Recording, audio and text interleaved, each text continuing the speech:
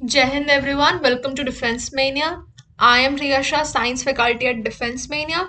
So in this lecture, this will be a MCQ series. इसके बाद आपके पास ऐसी 10-10, 15-15 क्वेश्चंस के मतलब जो भी important questions हैं from CDS to 2021 point of view, उस point of view से जितने भी important questions हैं इन topics के वो सब मैं इन MCQs के थ्रू कवर करूंगी.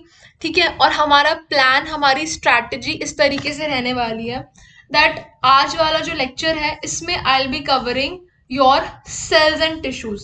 सेल्स एंड टिश्यूज से जो भी क्वेश्चंस मुझे इंपॉर्टेंट लग रहे हैं, जो प्रीवियस ईयर में पूछे गए हैं, जो मेरा एनालिसिस है उसके अकॉर्डिंग जितने क्वेश्चंस इंपॉर्टेंट थे वो आपको इस वीडियो में मिलने वाला है.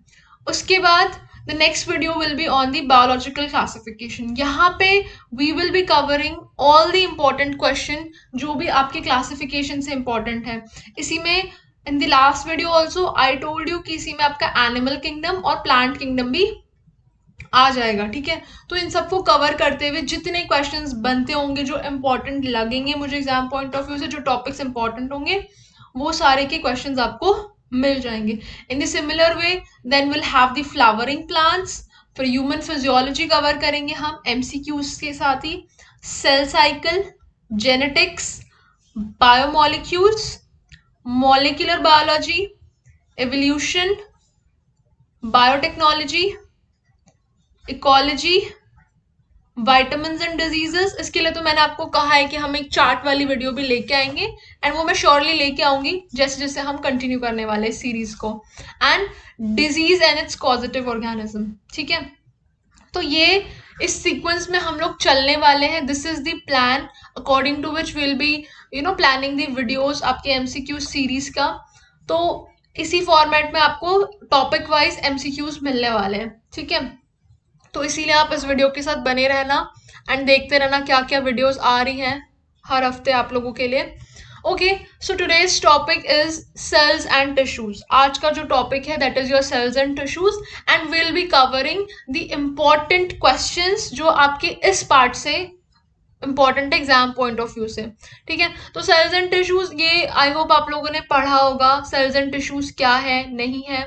ठीक है. अब वहां से बारी हमें क्वेश्चंस देखने के लिए, क्योंकि मैंने लास्ट वीडियो में भी बताया था कि जब हम प्रिपेयर कर रहे होते हैं तो हमारी स्ट्रैटेजी होनी चाहिए कि पहले हम प्रीवियस ईयर क्वेश्चंस को एनालाइज करें कि इस तरीके के क्वेश्चंस आते हैं. दूसरी चीज जो हम करते हैं that is then to clear our concepts. ठीक है. हमें हमारे कंसेप्ट क्लियर करने होते हैं एंड उसके बाद हमें एमसीक्यूज देखने होते हैं.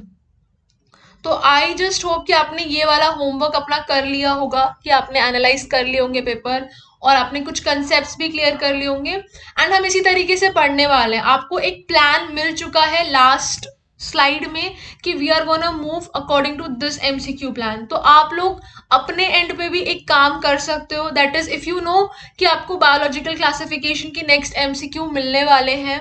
ठीक है. नेक्स्ट वीडियो उसकी होगी तो आप उसके कंसेप्ट्स, उसके पीवाईक्यूज देख के रखना. ठीक है. अगर आप ये करके रखोगे so this video will be very much beneficial for you guys. ठीक है. ये सीरीज आपके लिए बहुत यूजफुल हो जाएगी अगर आप थोड़ा सा होमवर्क करके आओगे अपने घर से. दैट इज पीवाईक्यूज देख के आओ. ठीक है. जो कंसेप्ट आपको थोड़े बहुत पढ़ने हैं वो आप क्लियर करके आओ और उसके बाद आप ये वीडियो देखो, आप ये एमसीक्यूज देखो कि आपसे हो रहे हैं या नहीं हो रहे हैं. ठीक है. और ये इंपॉर्टेंट था, कहीं आपने इन इंपॉर्टेंट चीजों को छोड़ के बाकी सारी चीजें तो नहीं पढ़ ली. ठीक है. तो अगर आप ये होमवर्क करके आओगे तो आपके लिए बहुत ईजी होगा एंड बहुत बेनिफिशियल होगा. Okay. So this should be your strategy, this should be your plan to approach ये पूरा स्टडी प्लान. ठीक है. तो अब हम देखते हैं नेक्स्ट. सबसे पहला question. Okay. So the first question is the term cell was given by. I already mentioned in the last video also कि हमारा जो साइंस है, साइंस सेक्शन से सबसे इंपॉर्टेंट चीज होती है साइंटिस्ट. ठीक है. साइंटिस्ट, उसके लॉज, उनके थ्योरीज जो भी उन्होंने दे रखे होते हैं या उन्होंने कुछ डिस्कवरी किया या कुछ नाम दिया तो ये सारी चीजें साइंस से बहुत इंपॉर्टेंट होती हैं। हमें सारे साइंटिस्ट का नाम ध्यान में नहीं रखना होता, but there are some famous scientist जिनका नाम हमें पता होना चाहिए, एग्जाम में बार बार पूछ लिया जाता है। ठीक है, अगर किसी ने लास्ट वीडियो नहीं देखी है तो आपको लिंक मिल जाएगा डिस्क्रिप्शन में, वहां से आप पहले लास्ट वीडियो को देख लेना, अपना प्लान, अपनी स्ट्रैटेजी कैसे हमें फॉलो करनी है वो देख के फिर इस वीडियो को देखना। ठीक है, ताकि आपको और क्लैरिटी रहे और अच्छे से चीजें समझ में आए। तो ये जो क्वेश्चन है, that is the term cell was given by, तो उसका आंसर है रॉबर्ट हुके। ठीक है, रॉबर्ट हुके ने आपको टर्म दिया था, दैट इज योर सेल। अब आपका होमवर्क है यहाँ पे, आपको मेरे को बताना है कि न्यूक्लियस किसने दिया था, न्यूक्लियस को हम लोग क्या कहते हैं सेल का। ठीक है, माइटोकॉन्ड्रिया को क्या कहते हैं सेल का। ओके, कि सेल के न्यूक्लियस को क्या कहते हैं, माइटोकॉन्ड्रिया को क्या कहते हैं, ये सब आप बताओगे मुझे कमेंट सेक्शन में। ओके, और ये जो टर्म सेल जो था वो किसने दिया था, रॉबर्ट हुके ने। Okay, now the next question is plant cell wall is mainly composed of. तो ये हमें पता है कि जो प्लांट का सेल वॉल, अगर किसी ने पढ़ा होगा तो वी नो कि plant cell wall is made up of your cellulose. Plant का जो सेल वॉल है वो सेल्यूलोज का बना हुआ होता है, बिकॉज ऑफ विच जो हमारे रूमिनेंट एनिमल्स होते हैं उन्हें डाइजेस्ट करने के लिए भी एक प्रॉपर ऐसे रूमन वाला सैक चाहिए होता है, और वो अलग तरीके से डाइजेस्ट करते हैं, because cellulose is tough to digest. अब आपको मुझे ये बताना है कमेंट करके कि सेल्यूलोज आपका क्या है, whether it is a protein, ठीक है, whether it is a fat, whether it is a carbohydrate, या फिर वो आपका कोई नाइट्रोजनस बेस, या क्या है, कौन सी चीज है, सेल्यूलोज है क्या। ठीक है, और इसके साथ साथ आपको एक और चीज देखनी है कि सेल्यूलोज के जो मोनोमेरिक यूनिट्स हैं, क्योंकि सेल्यूलोज क्या है, it is a polymer.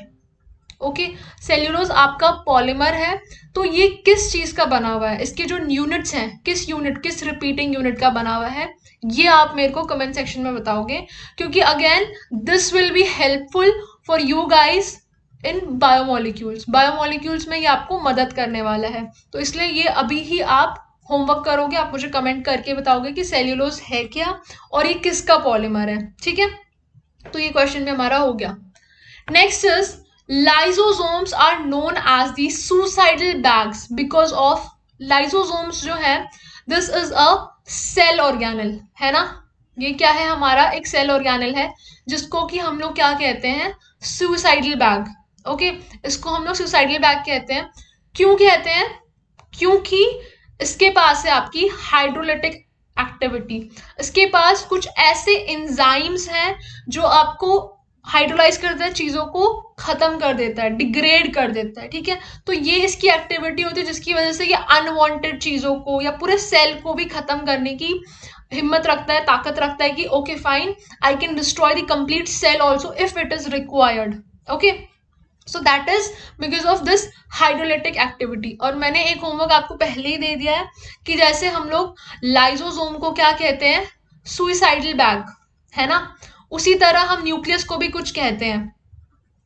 Okay, nucleus को भी हम कुछ कहते हैं, कुछ उसका भी टर्म है जो कि एग्जाम में पूछ लिया जाता है। वो क्या टर्म है वो मुझे आप कमेंट करके बताने वाले हो, वो आपका होमवर्क है, आप ढूंढोगे। कुछ काम आपको भी करना पड़ेगा, कुछ काम मैं आपके लिए करके लेके आ रही हूँ। ठीक है, माइटोकॉन्ड्रिया को भी हम बोलते हैं कुछ, बहुत सिंपल सी चीज है, बचपन से देखते आ रहे हैं कि mitochondria is known as this this this.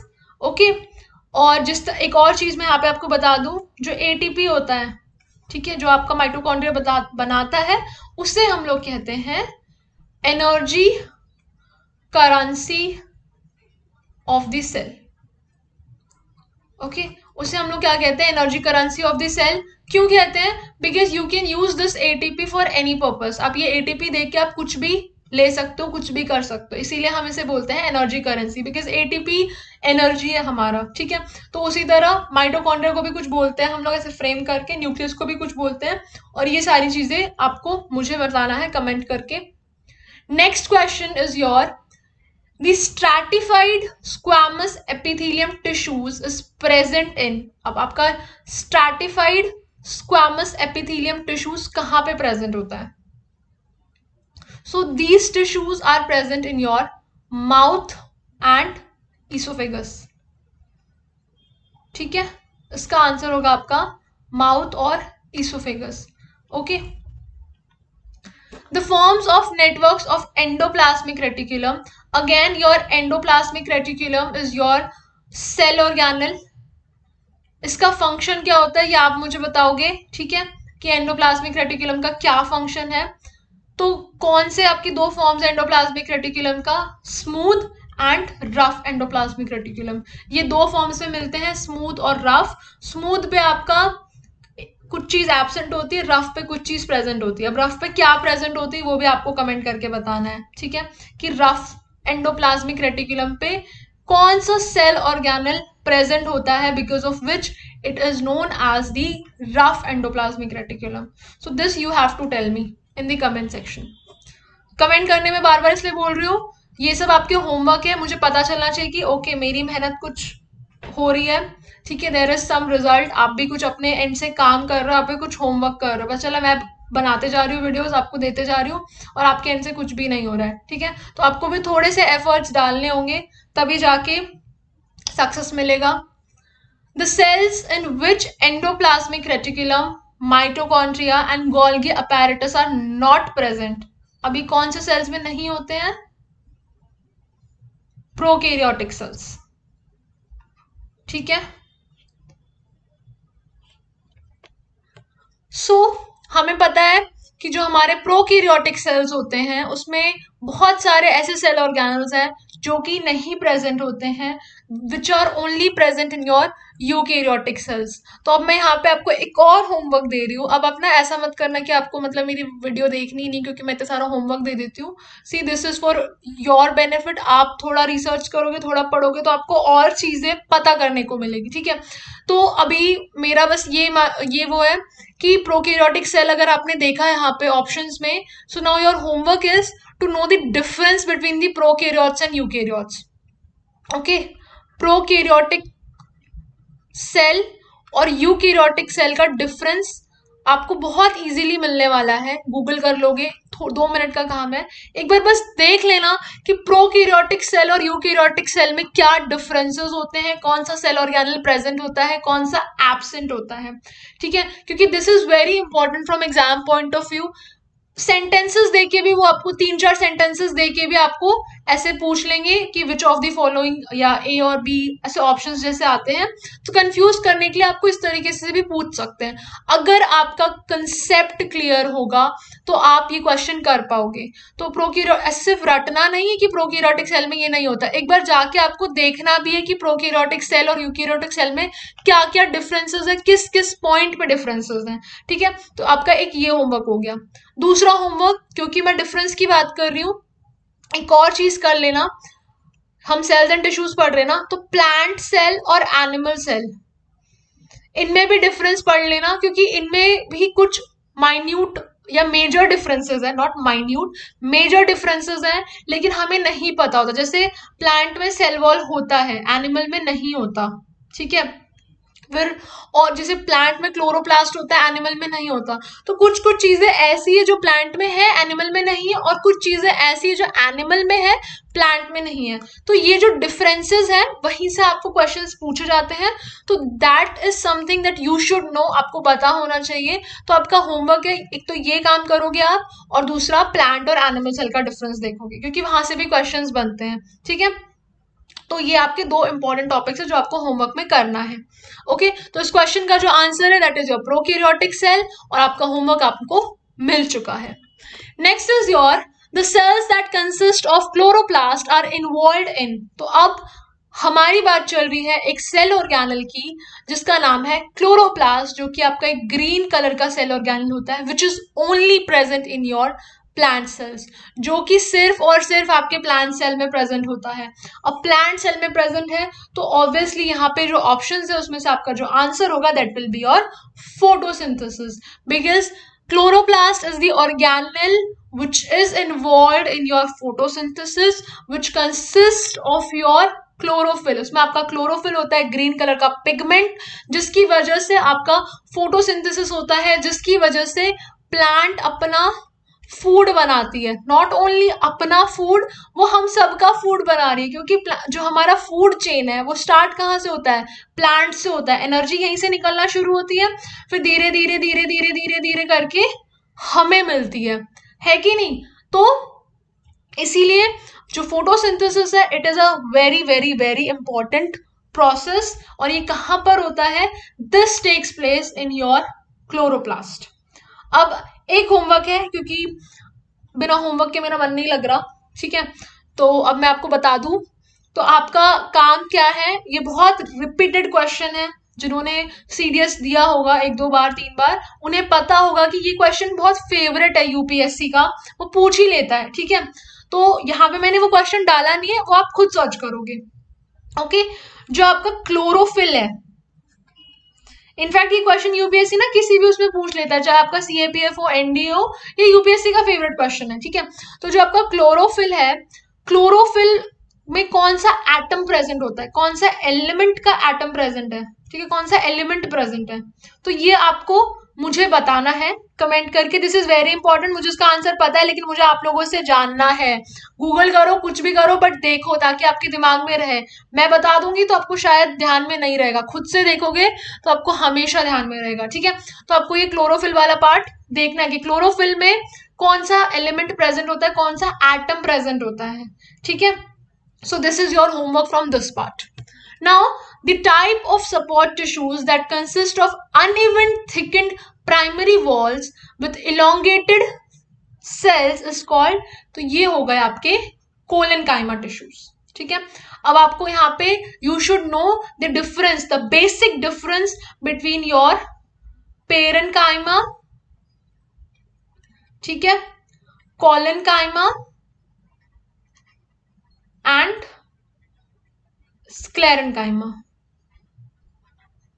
ये आपके 3 टाइप के सेल्स होते हैं, इनके बीच का आपको बेसिक डिफरेंस पता होना चाहिए, किसमें आपके डिपोजिशंस होते हैं, नहीं होते हैं, कौन सा सेल लिविंग है और कौन सा आपका डेड है। जैसे स्क्लेरेनकाइमा आपका डेड सेल्स होते हैं, ठीक है। तो ये आपको 3 सेल्स के बारे में देखना है थोड़ा सा, कि ये 3 सेल्स में क्या डिफरेंसेस हैं और क्या चीज है ये 3 cells. This is very important from exam point of view, यहां से भी क्वेश्चन पूछा जाता है। मैंने आपको एक क्वेश्चन बता दिया, अब इससे आप वो थोड़ा घुमा घुमा के पूछ सकता है आपसे, तो अब थोड़ा सा देखने वाला काम फिर अगेन आपका है, ठीक है।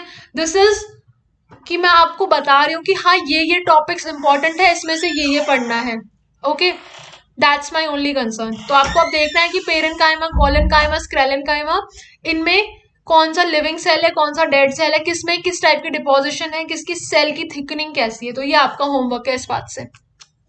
Now your next question is the mitochondria is the place for, तो जो माइटोकॉन्ड्रिया है उसका फंक्शन होता है एटीपी बनाना, ठीक है, सेल को एनर्जी करेंसी देना, वो एटीपी बनाता है, and that is through your aerobic respiration. तो इसका आंसर होगा आपका एरोबिक रेस्पिरेशन, ठीक है। माइटोकॉन्ड्रिया एटीपी बना के देता है आपको एरोबिक रेस्पिरेशन के through. Next is your the type of epithelial tissues which consist of layers of flat sales, ठीक है। फ्लैट सेल्स की लेयर्स होती हैं, तो वो कौन सा टिश्यू होता है, that is your squamous epithelium, ठीक है, स्क्वैमस एपिथेलियम, क्योंकि स्क्वैमस एपिथेलियम जो है it is made up of your flat sales की लेयर से बना होता है, ठीक है, और पतला होता है, and it is used for diffusion and all, okay. Next question is the cells that lack prominent nucleus are, ऐसे सेल्स जिसमें प्रोमिनेंट न्यूक्लियस नहीं है, again answer is your prokaryotic. क्यों, क्योंकि हमें पहले ही पता है जो यूकैरियोटिक सेल्स होते हैं ना, इसमें यू आ रहा है और कैरियो आ रहा है, ठीक है। तो यू मतलब दैट इज ट्रू, कैरियो मतलब बायोलॉजी में होता है न्यूक्लियस, तो उनके पास ट्रू न्यूक्लियस होता है, और प्रोकैरियोट्स में प्रिमिटिव न्यूक्लियस होता है, प्रॉपर न्यूक्लियस नहीं होता, तो इसका आंसर हो जाएगा आपका prokaryotic cells. Next is your the structure of cells in the connective tissues is, जो हमारे कनेक्टिव टिश्यूज में सेल्स होते हैं they are found in an ECM, that is extra cellular matrix, वो एक एक्स्ट्रा सेल्यूलर मैट्रिक्स में रहते हैं, ठीक है, फाइबर्स, कोलेजन फाइबर्स वगैरह से वो आपका मैट्रिक्स रहता है, और उसमें आपके सेल्स डिस्पर्स्ड रहते हैं, ओके, तो that is your connective tissue. The cell wall of fungi is made up of, अब आपका जो फंजाई है उसका जो सेल वॉल है वो किसका बना होता है? तो नॉर्मल जो प्लांट सेल वॉल है वो बना होता है आपका सेल्यूलोज का. ठीक है, ये हमने ऑलरेडी देख लिया. जो हमारा फंजाई का जो सेल वॉल है that is made up of your chitin. अब काइटिन से आपका ये होमवर्क है कि आपको बताना है मुझे कि काइटिन आपका क्या है, whether it is a protein, it is a carbohydrate, fat, ये क्या है आपका काइटिन एग्जैक्टली. ठीक है, तो आपको ये काइटिन बताना है. And again it is a polymer. ठीक है, ये किसी चीज का पॉलीमर है. अभी किस चीज का पॉलीमर है ये आप मुझे बताओगे, क्योंकि बायोमोलिक्यूल्स पॉइंट ऑफ व्यू से काफी इंपॉर्टेंट है ये भी. ओके, तो ये आपका होमवर्क है इस बात से. Now your next question is the rough endoplasmic reticulum, that is your RER, it serves the functions during. RER का आपका क्या फंक्शन है? जो आपका रफ एंडोप्लाज्मिक रेटिकुलम ऑर्गेनेल है which is found in your cell, eukaryotic cells, उसका जो function है वो क्या है? तो हम एंडोप्लाज्मिक रेटिकुलम को, रफ एंडोप्लाज्मिक रेटिकुलम को क्यों यूज करते हैं? That is for the protein synthesis. ठीक है, रफ एंडोप्लाज्मिक रेटिकुलम पे आपका प्रोटीन सिंथेसिस होता है. ओके, और रफ एंडोप्लाज्मिक रेटिकुलम पे आपका क्या प्रेजेंट होता है? राइबोसोम्स. अगेन राइबोसोम्स जो है these are your organelles only. ठीक है, ये मैंने आपको होमवर्क दिया था कुछ स्लाइड्स पहले और मैंने आपको इसका आंसर बता दिया है. लेकिन अब आपका ये होमवर्क है इस पॉइंट से कि हम राइबोसोम्स को क्या कहते हैं. इसको भी हम कुछ कहते हैं सेल ऑर्गेनल्स में. जैसे हम लाइसोसोम को हमने सुसाइडल बैग कह दिया, तो राइबोसोम्स को भी हम कुछ कहते हैं. क्या कहते हैं वो आपको मुझे बताना है. और दूसरी चीज लिपिड सिंथेसिस, ये आपका कौन से ऑर्गेनल पे होता है? ये भी आपका होमवर्क है. ये आपको पता लगाना है कि लिपिड सिंथेसिस कौन से ऑर्गेनल पे होता है. जो चीज आपको नहीं पता होगी वो मैं खुद आपको आंसर कर दूंगी अगर मुझे आपके कमेंट्स दिखेंगे तो. ठीक है, तो लिपिड सिंथेसिस कहाँ होता है वो भी आपको बताना है. और राइबोसोम्स जो आपको रफ एंडोप्लाज्मिक रेटिकुलम पे मिलते हैं उनका क्या फंक्शन है, उनको हम क्या कहते हैं, वो आपको मुझे कमेंट करके बताना है. Okay, next question is your The two scientists who had proposed the cell theory in initial forms are.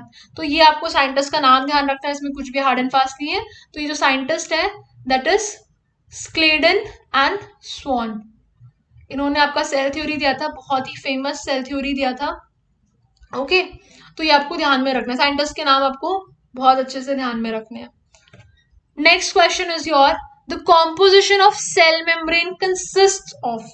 हमारा जो सेल मेम्ब्रेन है वो किसका बना हुआ है? तो उसका बहुत सिंपल सा आंसर है कि जो हमारा सेल मेम्ब्रेन है इट इज अ लिपोप्रोटीनस स्ट्रक्चर. ठीक है, तो वो लिपिड्स और किसका बना हुआ है? प्रोटीन्स का. Okay, it is made up of your lipids and proteins. In which of the following the reproductive organs are hidden. So let me tell you, this is a question of plant kingdom. ठीक है, ये जो question है this is from your plant kingdom. Plant kingdom में जो आपके plants होते हैं उस पे जो आपके रिप्रोडक्टिव ऑर्गन्स होते हैं दे आर इनकॉन्स्पिक्युअस. ठीक है, इट मीन्स हिडन और दे कैन बी सीन. तो ऐसे कौन से प्लांट्स हैं जिनको हम लोग कहते हैं कि उनके जो रिप्रोडक्टिव ऑर्गन्स हैं वो हिडन है. ठीक है, तो we have two categories of plants. One is your cryptogamy and दूसरा होता है आपका फेनेरोगेमी. इसका जो आंसर है that is your cryptogamy. Cryptogamy का मतलब होता है हिडन रिप्रोडक्टिव ऑर्गन. ठीक है, क्रिप्टोगेमी का होता है हिडन रिप्रोडक्टिव ऑर्गन और इसमें आपके जो फेनेरोगेमी होते हैं उसमें आपको रिप्रोडक्टिव ऑर्गन्स विजिबल होते हैं. नाउ इसमें एज वी नो कि प्लांट किंगडम में we are having 5 divisions, that is your thallophyta, bryophyta and your pteridophyta. Okay, ये आपके 3 डिविजन हो गए. ये 3 डिविजन जो है this falls under your cryptogamy and आपकी जो फेनेरोगेमी है उसके अंदर आता है आपका जिम्नोस्पर्म और एंजियोस्पर्म. ठीक है, मैं यहाँ लिख नहीं रही हूँ लेकिन ये इसके 4th और 5th डिविजन्स हैं जो कि आपके आते हैं फेनेरोगेमीज में. ठीक है, ये इस पार्ट से सिर्फ इतना ही इंपॉर्टेंट है, यहाँ पे मैं आपको कोई होमवर्क नहीं दे रही, ठीक है। So you just have to know कि क्रिप्टोगेमी और फेनेरोगेमी क्या होता है, किसमें ऑर्गन्स हिडन होते हैं, किसमें विजिबल होते हैं। Next question, which phylum of the animals is also called as flatworms. तो इसका आंसर है आपका प्लैटीहेल्मिन्थस, ठीक है। प्लैटी का मतलब ही यही होता है कि फ्लैट, और हेल्मिन्थस इसका मतलब होता है वर्म्स, ठीक है। इसके अलावा भी आपके और भी मतलब फाइलम्स हैं, जैसे आपका एस्कहेल्मिन्थस हो गया, ठीक है। अब आपको मेरे को ये बताना है कि एस्कहेल्मिन्थस के जो अब हेल्मिन्थस है तो इसका मतलब है कि these are also what, these are also your worms. तो इसके शेप और साइज क्या रहता है एस्कहेल्मिन्थस के आपके वर्म्स का, ठीक है। ये आपको मुझे कमेंट करके कमेंट सेक्शन में you have to tell me, okay. Next question, what is the exclusive marine phylum. आपका एक्सक्लूसिवली मराइन फाइलम कौन सा है। सी गाइस, जो हमारा एनिमल किंगडम है वहां पे ये वाला क्वेश्चन बहुत आराम से पूछ लिया जाता है, बिकॉज हमारे कुछ कुछ फाइलम्स ऐसे हैं जो आपके एक्सक्लूसिवली मराइन है, ठीक है। ओके, इसका मतलब ये होता है कि उसके जितने ऑर्गेनिजम्स हैं they are only found in the marine habitat, they are aquatic as well as exclusively marine, which means being aquatic they will not be found in the freshwater वाली places, they will be found in the marine habitats only। तो इसका answer है आपका Echinodermata, ठीक है। तो ये आपको पता होना चाहिए। उसके बाद एक और इंपॉर्टेंट चीज है, that is what does arthropod means. तो arthropoda is a phylum of animal kingdom, animal kingdom का फाइलम है। एंड इसका सबसे एक इंपॉर्टेंट फैक्ट है, that is it is the largest phylum. ये क्या है आपका लार्जेस्ट फाइलम है एनिमल किंगडम का, okay. This is the largest phylum of your animal kingdom. तो एक ये चीज होती है। और दूसरी चीज आपका होमवर्क है यहाँ से, अब लार्जेस्ट लार्जेस्ट तो हम सबको पता कर लेते हैं, हम लोग पढ़ के जाते हैं, but again here the question is which is known as the second largest phylum. आपका सेकेंड लार्जेस्ट फाइलम कौन सा है एनिमल किंगडम का, वो आपको मुझे कमेंट करके बताना है, ठीक है। सी गाइस, थोड़ी थोड़ी चीजें मैं आपको बताते जाऊंगी, लेकिन कुछ कुछ चीजें आपको भी रिसर्च करनी है, आपको भी होमवर्क करना है, सो दैट मतलब जितना मैंने पढ़ा है सिर्फ वही नहीं, कुछ एक्स्ट्रा भी, ठीक है। ये सारी चीजें जो सेकेंड लार्जेस्ट फाइलम है ये भी इंपॉर्टेंट है, ठीक है। तो ये अगर आप खुद से जाके सर्च करोगे तो आपका माइंड ज्यादा रिटेन करेगा। तो प्लीज जो भी मैं आपको होमवर्क दे रही हूँ वो करो, that is for your benefit. आपका इसमें फायदा है, मेरा कोई पर्सनल वो नहीं है, ठीक है। मेरे को सारी चीजें ऑलरेडी पता है, मैं यहाँ पे साथ साथ आपको आंसर भी बता दूंगी कि ठीक है this is this phylum, but it will be of no use. आप फिर उसे एक साथ ही देखते जाओगे। अब यहाँ से आपको कुछ ना कुछ हर उसमें मिलना चाहिए कि आपको ये चीज जाके देखनी है। जब आप ये चीज जाके देखोगे तो साथ साथ हो सकता है आपको कुछ और भी जानने मिल जाए जो आपके एग्जाम में काम आ जाएगा। तो ये इस तरीके से चलती हैं चीजें, ठीक है। सो आर्थ्रोपोडा जो है it is the largest phylum of the animal kingdom. Now इसका जो नाम है ना, इसका ये पोडा का मतलब होता है बायोलॉजी में फुट, ठीक है, फीट, और आर्थ्रो का मतलब होता है जॉइंटेड, ओके। तो इट मीन्स दैट जो आर्थ्रोपोडा है इसका क्या है, दे हैव जॉइंटेड लेग्स, इनके जो लेग्स हैं वो जॉइंटेड होते हैं, ये इसका आंसर होगा, ठीक है। होमवर्क पता है ना, सेकेंड लार्जेस्ट फाइलम बताना है। नेक्स्ट इज विच सब group in plant kingdom produces flowers. तो हमें पता है कि हम कहते हैं फ्लावरिंग प्लांट्स, और वो हम किसको कहते हैं, we call it as angiosperms. Angiosperms को ही हम लोग क्या कहते हैं, flowering plants. They are the one that produces flowers, जो रिप्रोडक्शन अंडरगो करते हैं, ठीक है। Choose the vascular plants out of these. तो इसमें से जो वैस्कुलर प्लांट्स हैं, यहाँ पे मुझे आपको एक बहुत इंपॉर्टेंट चीज बतानी है कि ये जो आपका बायोलॉजिकल क्लासिफिकेशन है ना, ठीक है, ये जो आपका बायोलॉजिकल क्लासिफिकेशन है, इस बायोलॉजिकल क्लासिफिकेशन से जितने भी आपके एग्जाम्पल्स हैं, फॉर एग्जाम्पल ये जो आपके 5 किंगडम्स होते हैं, मोनेरा, प्रोटिस्टा, फंजाई, ठीक है, और हम प्लांट और एनिमल किंगडम को तो डिटेल में पढ़ते हैं, ठीक है, प्लांट और आपका एनिमल किंगडम, ओके, ये तो हम डिटेल में पढ़ते हैं, ठीक है। तो ये जो है आपके 5 किंगडम्स हैं क्लासिफिकेशन के, ओके। इसमें भी you are having then 5 divisions, okay, that is your thallophyta, bryophyta, pteridophyta, gymnosperm, angiosperm, इसमें भी आपके डिविजन्स हैं। तो इन डिविजन्स के जितने भी एग्जाम्पल्स हैं, स्पेशली जो मैंने आपको अपने एनालिसिस में दे रखा है, या फिर मैं ये एग्जाम्पल्स के लिए अगर आपको चाहिए इन स्पेसिफिक एग्जाम्पल्स की वीडियो, तो यू कैन कमेंट, आप मुझे बता सकते हो कि आपको ये जो इम्पोर्टेंट एग्जाम्पल्स हैं, जो एग्जाम पॉइंट ऑफ व्यू से इम्पोर्टेंट है, वो मैं आपको एक वीडियो में बना के दे दूंगी। मतलब ये जितने भी आपके किंगडम्स है उसके एग्जाम्पल, और ये जो आपके प्लांट किंगडम और एनिमल किंगडम के डिविजन्स, बिकॉज हम प्लांट किंगडम में डिविजन्स कहते हैं और एनिमल किंगडम में we call them as phylums. तो इसके जो इम्पोर्टेंट एग्जाम्पल्स है एग्जाम पॉइंट ऑफ व्यू से, according to my analysis, I will give you those examples in a video, but again that is something that you have to tell me in the comment section if you guys want these examples or not. Now यहाँ पे जो question है UPSC में वो ऐसे पूछते हैं that they put up the examples, वो आपको एग्जाम्पल्स दे देंगे, ठीक है, और वो वहीं से आपको क्वेश्चन पुट कर देंगे, ठीक है, वहीं से वो आपसे क्वेश्चन पूछ लेंगे एग्जाम्पल देके। तो बच्चे दिक्कत यही करते हैं, उन्हें पता होता है कि हाँ ब्रायोफाइटा में ये है, टेरिडोफाइटा में ये है, लेकिन they are not able to differentiate between the examples, they are not able to remember the examples, इतने सारे होते हैं, ठीक है। तो कुछ सेलेक्टिव हैं जो एग्जाम में बार बार पूछे गए हैं, वो आपको चाहिए तो वो आपको मुझे कमेंट करके बताना पड़ेगा, क्योंकि ऑब्वियसली अगर आप थोड़ी मेहनत नहीं करोगे तो मैं भी क्यों ही करूँ, है कि नहीं। तो कुछ तो आपको भी करना पड़ेगा, that will motivate me to work harder for you guys. तो इसका जो आंसर है दैट इज योर फंड्स। अगर कोई बच्चा अपने कंसेप्ट्स क्लियर करके आया होगा, पढ़ के आया होगा, तो उसको पता चलेगा। And here we are talking about the vascular plants, ठीक है।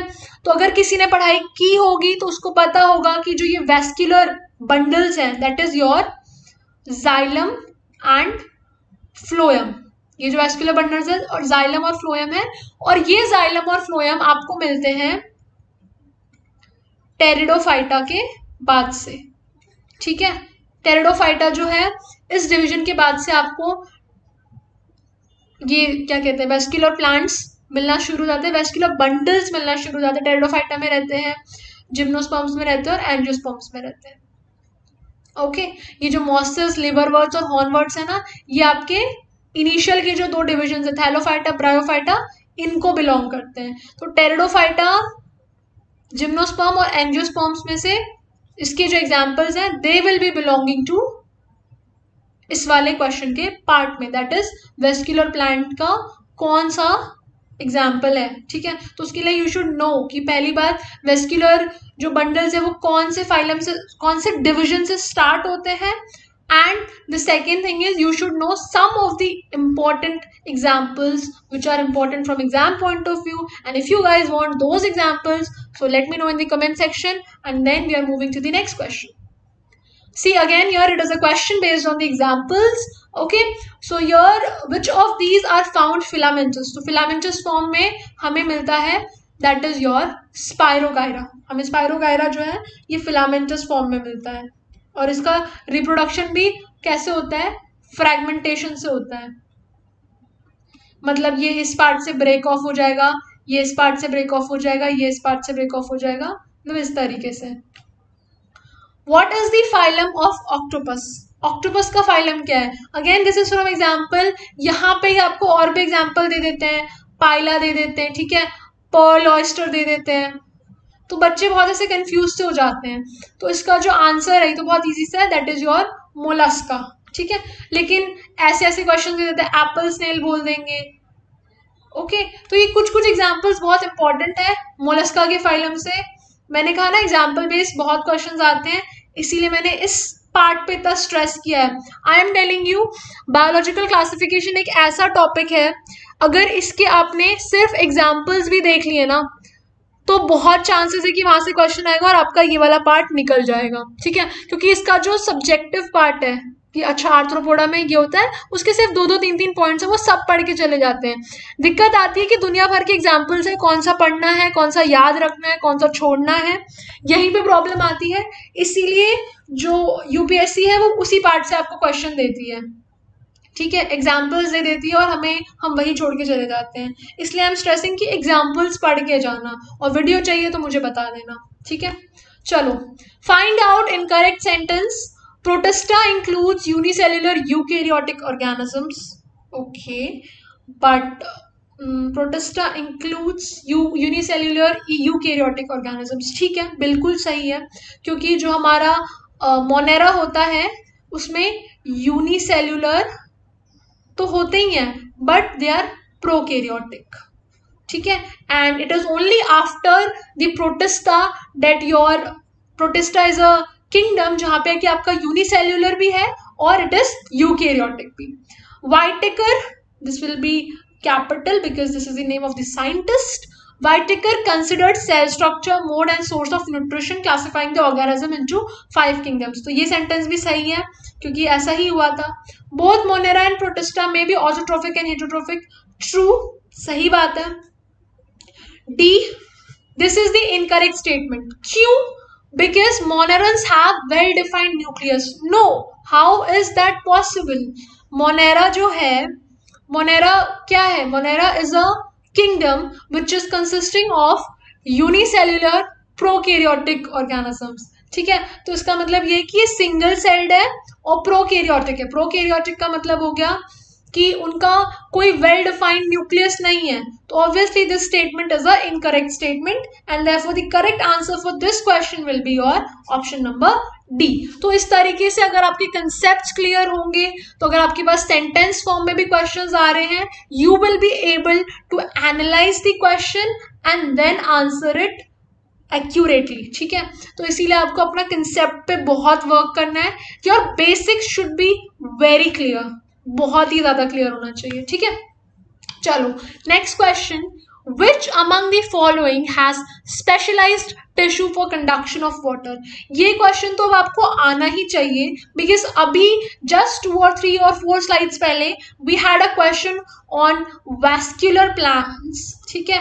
वैस्कुलर प्लांट्स वाला जो क्वेश्चन था, वहीं पे मैंने आपको कहा था कि जो स्पेशलाइज्ड टिश्यूज होते हैं कंडक्शन के लिए ऑफ फूड एंड वाटर, वो है आपका जाइलम और फ्लोएम।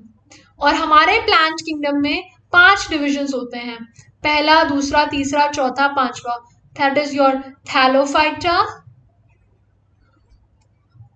ब्रायोफाइटा, ठीक है, टेरिडोफाइटा, जिम्नोस्पर्म्स, एंजियोस्पर्म्स, है कि नहीं। और आई टोल्ड यू कि इसके बाद ब्रायोफाइटा के बाद जितने भी आपके डिविजन्स हैं, they are all having vascular tissue for the conduction of water. तो इसमें जो आपका आंसर होगा वो कौन सा होगा, जिसमें आपका 3rd और 4th ऑप्शन आता हो, which means your option number C, ठीक है। तो इस तरीके से your concept should be clear and then only you will be able to answer the questions. Now very important thing, elephantiasis, this is caused by Wuchereria bancrofti. Now you guys have to tell me कि ये जो आपका organism है, ये कौन से phylum को belong करता है, ठीक है। ये कौन से फाइलम को बिलोंग करता है, ये आपको मुझे बताना है कमेंट करके, okay. This is your homework कि ये जो वुचरेरिया बैनक्रॉफ्टाई है, ये कौन से फाइलम को बिलोंग करता है। एंड ऐसे ही ना बहुत सारे ऐसे ऑर्गेनिजम्स हैं, ठीक है। There are some other worms also, aschelminthes में आपका जैसे एस्कैरिस हो गया, ओके, एस्कैरिस लुम्ब्रिकोइड्स। तो अब आपका ये एक होमवर्क ये है कि ये किस फाइलम को बिलोंग करता है एंड ये डिजीज कौन सी कॉज करता है। डिजीज तो यार यहीं से बहुत इजीली बता दोगे नाम से ही कि डिजीज कौन सी कॉज करता है, बट आपको इसका फाइलम बताना है। तो वुचरेरिया का और एस्कैरिस का you have to tell me the phylum in the comment section. And don't worry, ये जो डिजीजेस वाला पार्ट है, इसके लिए मैंने आपको पहले ही प्रॉमिस किया है कि आई will be coming up with a separate video for vitamins, ठीक है, डिजीजेस, इन सब पे एक अच्छी अच्छी वीडियोस आपको मिलेगी जहाँ पे बहुत क्रिस्पली आपको सारे डिजीजेस एक साथ एक जगह पे मिलने वाला है इन अ चार्ट फॉर्म, जहां से आप एक बार एक नजर में देखो तो आपको चीजें ध्यान में रहेंगी, ठीक है। तो इसके लिए बेफिक्र रहना, but yes for the time being just do this homework, that is your wuchereria bancrofti type belongs to which phylum, and एक और ऑर्गेनिज्म दिया है मैंने एस्कैरिस लुम्ब्रिकोइड्स, ये किस फाइलम को बिलोंग करता है, ठीक है, because these are few important examples. उसी तरह अगर आपका इंटरेस्ट हो, अगर आप साथ साथ ही पढ़ना चाहते हो तो लिवर फ्लूक्स का भी चेक कर लेना कि कौन से फाइलम को बिलोंग करता है, ठीक है। तो इससे आप ही का काम कम होगा कि आपको एग्जाम्पल्स ध्यान में रहने लग जाएंगे, क्योंकि बहुत इंपॉर्टेंट होता है। एंड ये डायरेक्ट क्वेश्चन एग्जाम में पूछ लिए जाते हैं। किसी ने प्रीवियस ईयर क्वेश्चन देखे होंगे और फिर वो आया होगा इस वीडियो को देखने, तो उसे समझ आ रहा होगा कि क्वेश्चन इसी तरीके से पूछे जाते हैं सीडीएस में, ठीक है।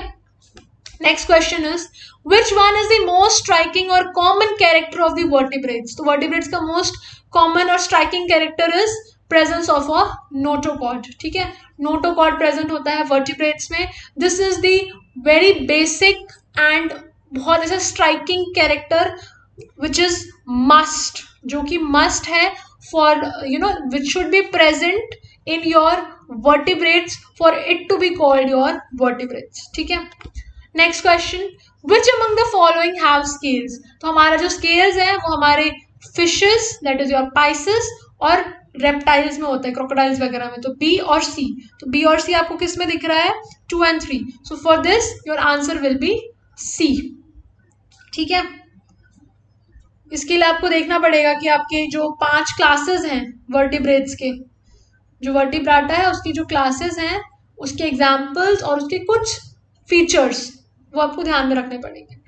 Pteridophyta do not have, see guys I have already told you कि हमारे पास 5 डिवीजन है। इन 5 डिवीजन को मैं बहुत बार लिख चुकी हूँ, थैलोफाइटा, ब्रायोफाइटा,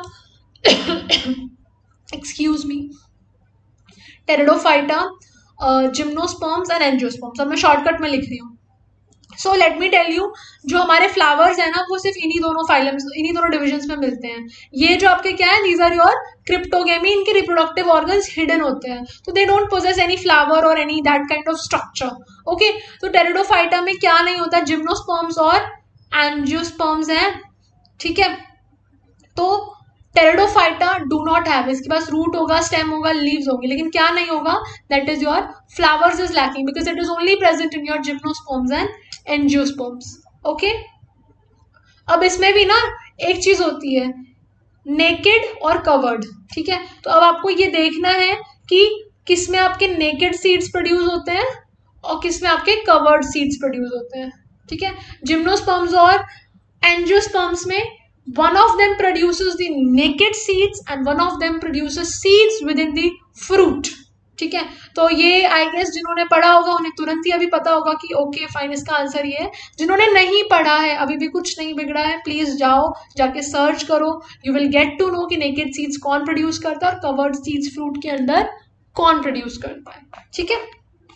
चलो, identify a member of porifera. Porifera का मेंबर, अगेन यहाँ पे अगर आपको एग्जाम्पल्स पता होंगे so you will get through with this question and the answer is spongilla, ठीक है। इसके लिए कोई उपाय नहीं है, you have to keep in mind the examples, ठीक है। तो यहाँ पे मैं आपको कुछ बता नहीं सकती। चलो, amphibians do not have the following. Amphibians के पास क्या नहीं होता?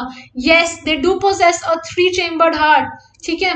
मैंने पहले ही कह दिया, जो वर्टिब्राटा के 5 क्लासेस हैं, दीज 5 क्लासेस, सारे क्लासेस जितने आपके क्लासेस हैं, सारे क्लासेस के जो फीचर्स हैं, स्पेशली जो आपका हार्ट को लेके होता है कि फिश में 2 है, एम्फीबियन में 3 है, रेप्टाइल में 3 है, फिर 4 है, ये किस में स्केल है, ठीक है, किसका स्केलेटन कैसा है, बोनी है, कार्टिलेजिनस है, तो ये कुछ फीचर्स हैं, ये आपको पढ़ के जाना है, ठीक है। वहां से क्वेश्चन पूछते हैं, तो ओके 3 चेम्बर्ड हार्ट है, ठीक है। हाँ, और एक और चीज इसमें कि कौन सा ऑर्गेनिज्म, अब ये 5 है, ठीक है, इसमें अब आपका कौन सा गिल्स से रेस्पिरेट करता है, कौन लंग से करता है, कौन स्किन से करता है, तो ये सारी चीजें you have to keep in mind, ये फीचर्स आपको एक कंपैरेटिव वे में पढ़ के फिर जाना है, बिकॉज यहाँ से क्वेश्चन पूछा जाता है वर्टिब्राटा से स्पेशली। ओके, तो यहाँ पे जो आंसर होगा, क्योंकि गिल्स और लंग्स सब ये भी होते हैं, ठीक है, म्यूकस ग्लैंड्स भी होते हैं, they are very moist skin. The only thing which is absent in amphibians, frog के ऊपर कभी स्केल्स देखा है? नहीं, कितने सॉफ्ट सी स्किन होती है उनकी। तो ये इसका करेक्ट आंसर होगा, that they do not have the scales. Okay, next question, organisms without nucleus and cell organelles belong to, वो ऑर्गेनिजम्स जो न्यूक्लियस और सेल ऑर्गेनल्स जिसमें नहीं होते। ओके, तो दीज आर योर बहुत primitive organisms which are your monerans, that is your cyanobacteria and archaebacteria. तो इसका आंसर है 3 and 4, which means option number B is the correct answer for this question. Next question is, which of the following is not a criterion for classification of the living organisms? So first option is body design of the organism. इंसान की जो body design है, whether it is bilaterally symmetrical, radially symmetrical या क्या है, ये चीज तो हमें हर बार देखनी पड़ती है, राइट? हम हर फाइलम में we always see whether that organism is divisible किस तरीके से, रेडियली, बायलैटरली या फिर एसिमेट्रिकल है। ओके, फिर हम देखते हैं उसका मोड ऑफ न्यूट्रिशन कि वेदर इट इज ऑटोट्रोफिक और हेट्रोट्रोफिक या फिर किसी और तरीके से वो अपना फूड ले रहा है, तो ये चीजें हम देखते हैं। ओके, तीसरी चीज is that is membrane bound nucleus and cell organelles. Yes, this is a very important feature to separate the organisms. सबसे पहली चीज तो हमने यही देखी थी, तभी तो हमने मोनेरा, प्रोटिस्टा, फंजाई, प्लांट और एनिमल किंगडम बनाया। हमने पहले ही देख लिया कि इसका न्यूक्लियस ऐसा है, ये ऐसा है, वो वैसा है, ये भी हमने देख लिया, ये भी हमने देख लिया, ये भी हमने देख लिया। तो इस तरीके से हम ये सारी चीजें तो देखते हैं, लेकिन whether we see this feature, no ना, height of the plant doesn't matter, कि obviously it depends on the gene। अब हम इंसान है सारे, हम एक ग्रुप में, लेकिन सबकी height are different. Okay, it depends on your genes, आपकी हाइट क्या होगी, कैसे होगी, किस तरीके से होगी, ठीक है।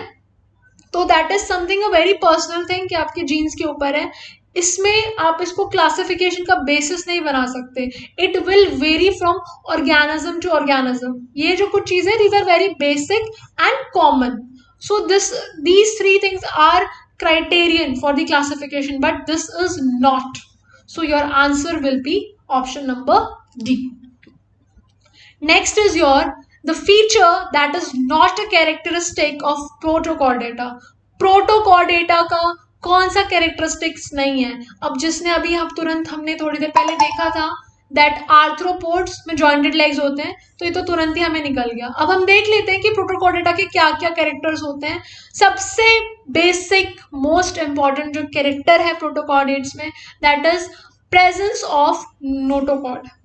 ठीक है, नोटोकॉर्ड प्रेजेंट होता है, they are bilaterally symmetrical, have the coelom, gill slits होते हैं, ठीक है, pharyngeal gill slits, circulatory system होता है। द ओनली थिंग इज कि ये जो कैरेक्टर है this is for the arthropoda, ये प्रोटोकॉर्डेटा को बिलोंग ही नहीं करता। ठीक है, योर नेक्स्ट क्वेश्चन इज बहुत इंपॉर्टेंट है, साइंटिस्ट के क्वेश्चंस हमेशा पूछे जाते हैं एग्जाम में और बहुत इजी सा है। ठीक है, सो who introduced the system of scientific nomenclature of organisms? ठीक है, साइंटिफिक नोमेनक्लेचर किसने इंट्रोड्यूस कराया था ऑर्गेनिजम्स में? अब ये जो आपका जो क्वेश्चन है ना, इसमें आपके जितने भी साइंटिस्ट हैं, मतलब जितने भी साइंटिस्ट हैं, सबका कुछ ना कुछ रोल प्ले है। And this is your homework कि आपको पता लगाना है कि वाइटेकर का क्या कॉन्ट्रीब्यूशन था, क्योंकि ये बहुत इंपॉर्टेंट है। कैरोलस लीनियस का क्या कॉन्ट्रीब्यूशन था, रॉबर्ट हुके का। अगर किसी ने मेरा लास्ट वीडियो देखा होगा तो उसे इसका आंसर तो पता ही होगा। आई एम प्रिटी श्योर कि उसे ये तो पता ही होगा कि रॉबर्ट हुके का क्या कॉन्ट्रीब्यूशन था। ठीक है, और अर्नस्ट हैकेल इसका क्या था। तो ये जो है दिस इज योर होमवर्क कि इसमें आपको आपके चारों साइंटिस्ट के आपको पता करना है, क्योंकि these all 4 scientist are very important from exam point of view. ठीक है, आपको चारों का पता करना है कि इन चारों ने क्या कंट्रीब्यूट किया है? So the phenomenon of turgor pressure is known as, तो ये जो फिनोमिनन होता है टर्जर प्रेशर का वो क्या होता है, उसको उसका आंसर है टर्जर। ठीक है, इस फिनोमिनन को हम टर्जर कहते हैं। अब टर्जर प्रेशर क्या है ये आप एक बार पढ़ोगे अच्छे से जाके।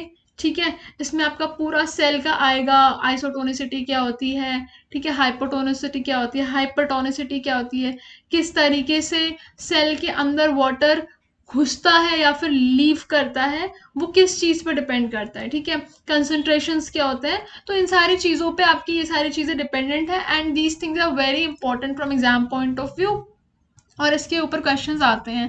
तो you need to study this thing very बहुत ध्यान दे के और अच्छे से।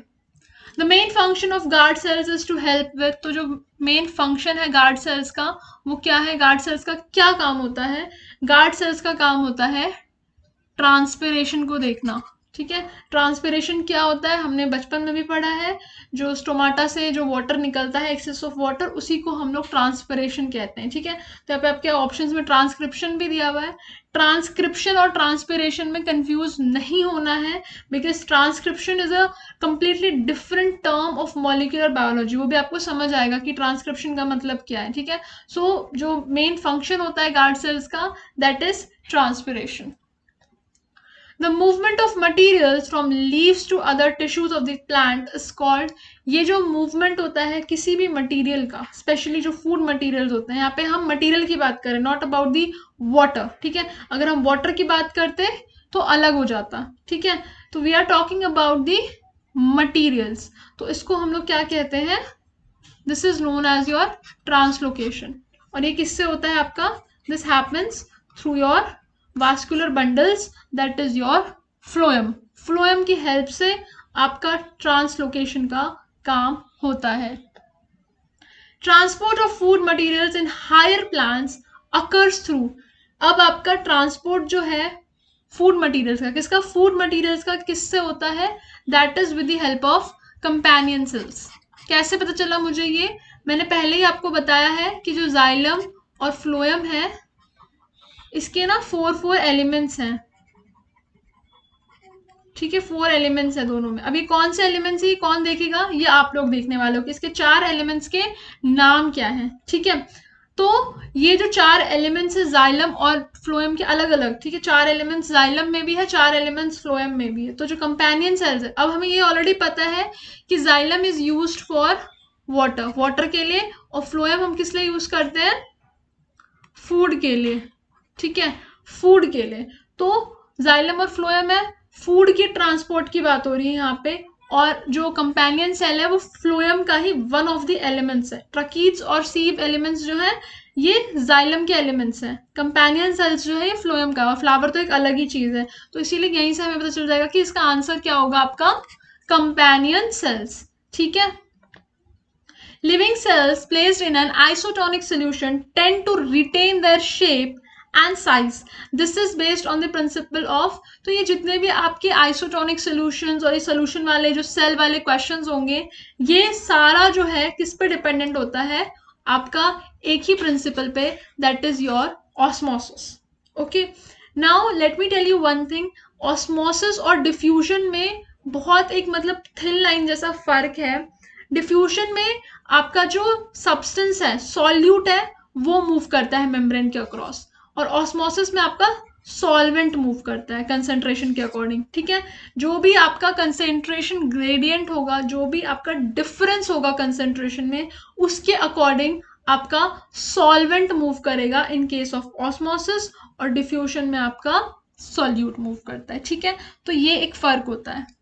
Now transpiration is regulated by the movements of, transpiration किससे रेगुलेट होता है, अगेन क्या है इसका आंसर, आपका guard cells. Guard cells are the one which regulate the transpiration.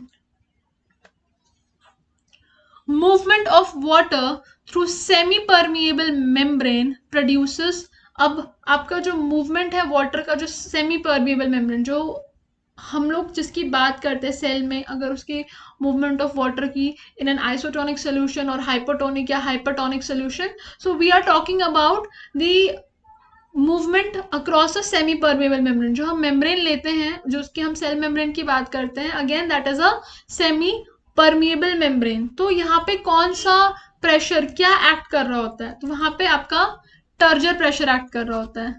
ठीक है, कौन सा प्रेशर एक्ट कर रहा होता है, turgor pressure. On plasmolysis plant cell क्या होगा, प्लाज्मोलाइसिस होने के बाद आपका जो प्लांट सेल है वो कैसा होता है। सी गाइस, अब ये जो है ना प्लाज्मोलाइसिस का एक अलग चीज है, ठीक है, उसके बाद आपकी फ्लैसिडिटी और टर्जिडिटी अलग है।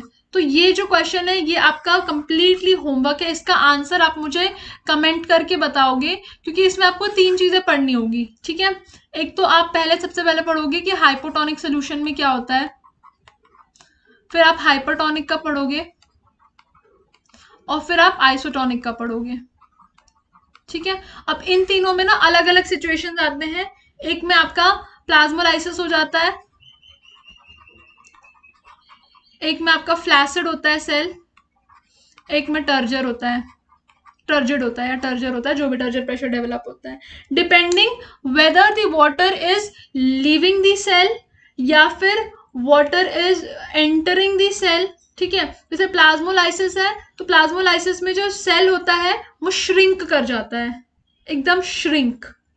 ठीक है, टर्जिडिटी में सेल जो है वो फूल जाता है, फैल जाता है। ठीक है, सेल वॉल्स बहुत स्ट्रांग हो जाते हैं। फ्लैसिडिटी में जो आपका सेल है ना तो वो छोड़ता है पानी, ना वो पानी अंदर लेता है। ठीक है, तो अब ये डिपेंड करता है कि क्या सिचुएशन है। तो ये 3 चीजों को आपको बहुत क्लियर करके अपने एग्जाम में जाना है, क्योंकि ये 3 चीजें बहुत कंफ्यूजिंग होते हैं बच्चों के लिए, और यहाँ से क्वेश्चन पक्का पूछा जाता है। ठीक है, मैंने अपने लेक्चर्स में बहुत प्यार से बहुत अच्छे से समझाया इन तीनों का डिफरेंस।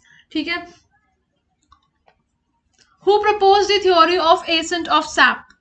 सो ये जो थ्योरी है ये किसने प्रपोज की थी, ये आपके जेसी बोस ने प्रपोज की थी। ओके, यहाँ पे ना मैं आपको हर चीज बहुत डिटेल में एक्सप्लेन नहीं कर सकती, क्योंकि यहाँ पे हमें क्वेश्चंस बताने हैं, क्वेश्चंस की सीरीज है। लेकिन ये जितनी भी आपकी चीजें हैं, for example any topic I am talking about कि this is important, I have covered each and everything in detail in my lectures on Defence Mania app, जो कि आपके कोर्स में अवेलेबल है। जो कोर्स वाले स्टूडेंट्स इसे देख रहे होंगे उन्हें समझ भी आ रहा होगा, कि वो रिलेट भी कर पा रहे होंगे कि हाँ हमने तो ये चीज पढ़ रखी है। ठीक है, सो ये सारी चीजें आपके कोर्स में अवेलेबल है। Which is produced during water stress that brings stomatal closure. तो वाटर स्ट्रेस जब होता है तो आपका क्या प्रोड्यूस होता है जो स्टोमेटल क्लोजर कॉज करता है, that is your abscisic acid.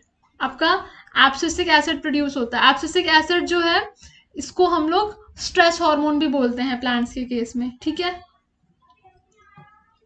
इसको क्या कहते हैं हम लोग, स्ट्रेस हार्मोन।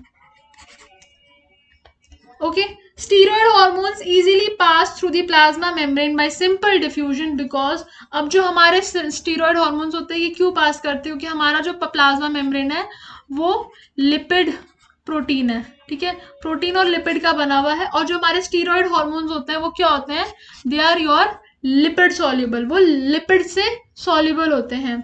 तो इसीलिए ये जो है हमारे प्लाज्मा मेम्ब्रेन से सिंपल डिफ्यूजन से पास हो जाते हैं।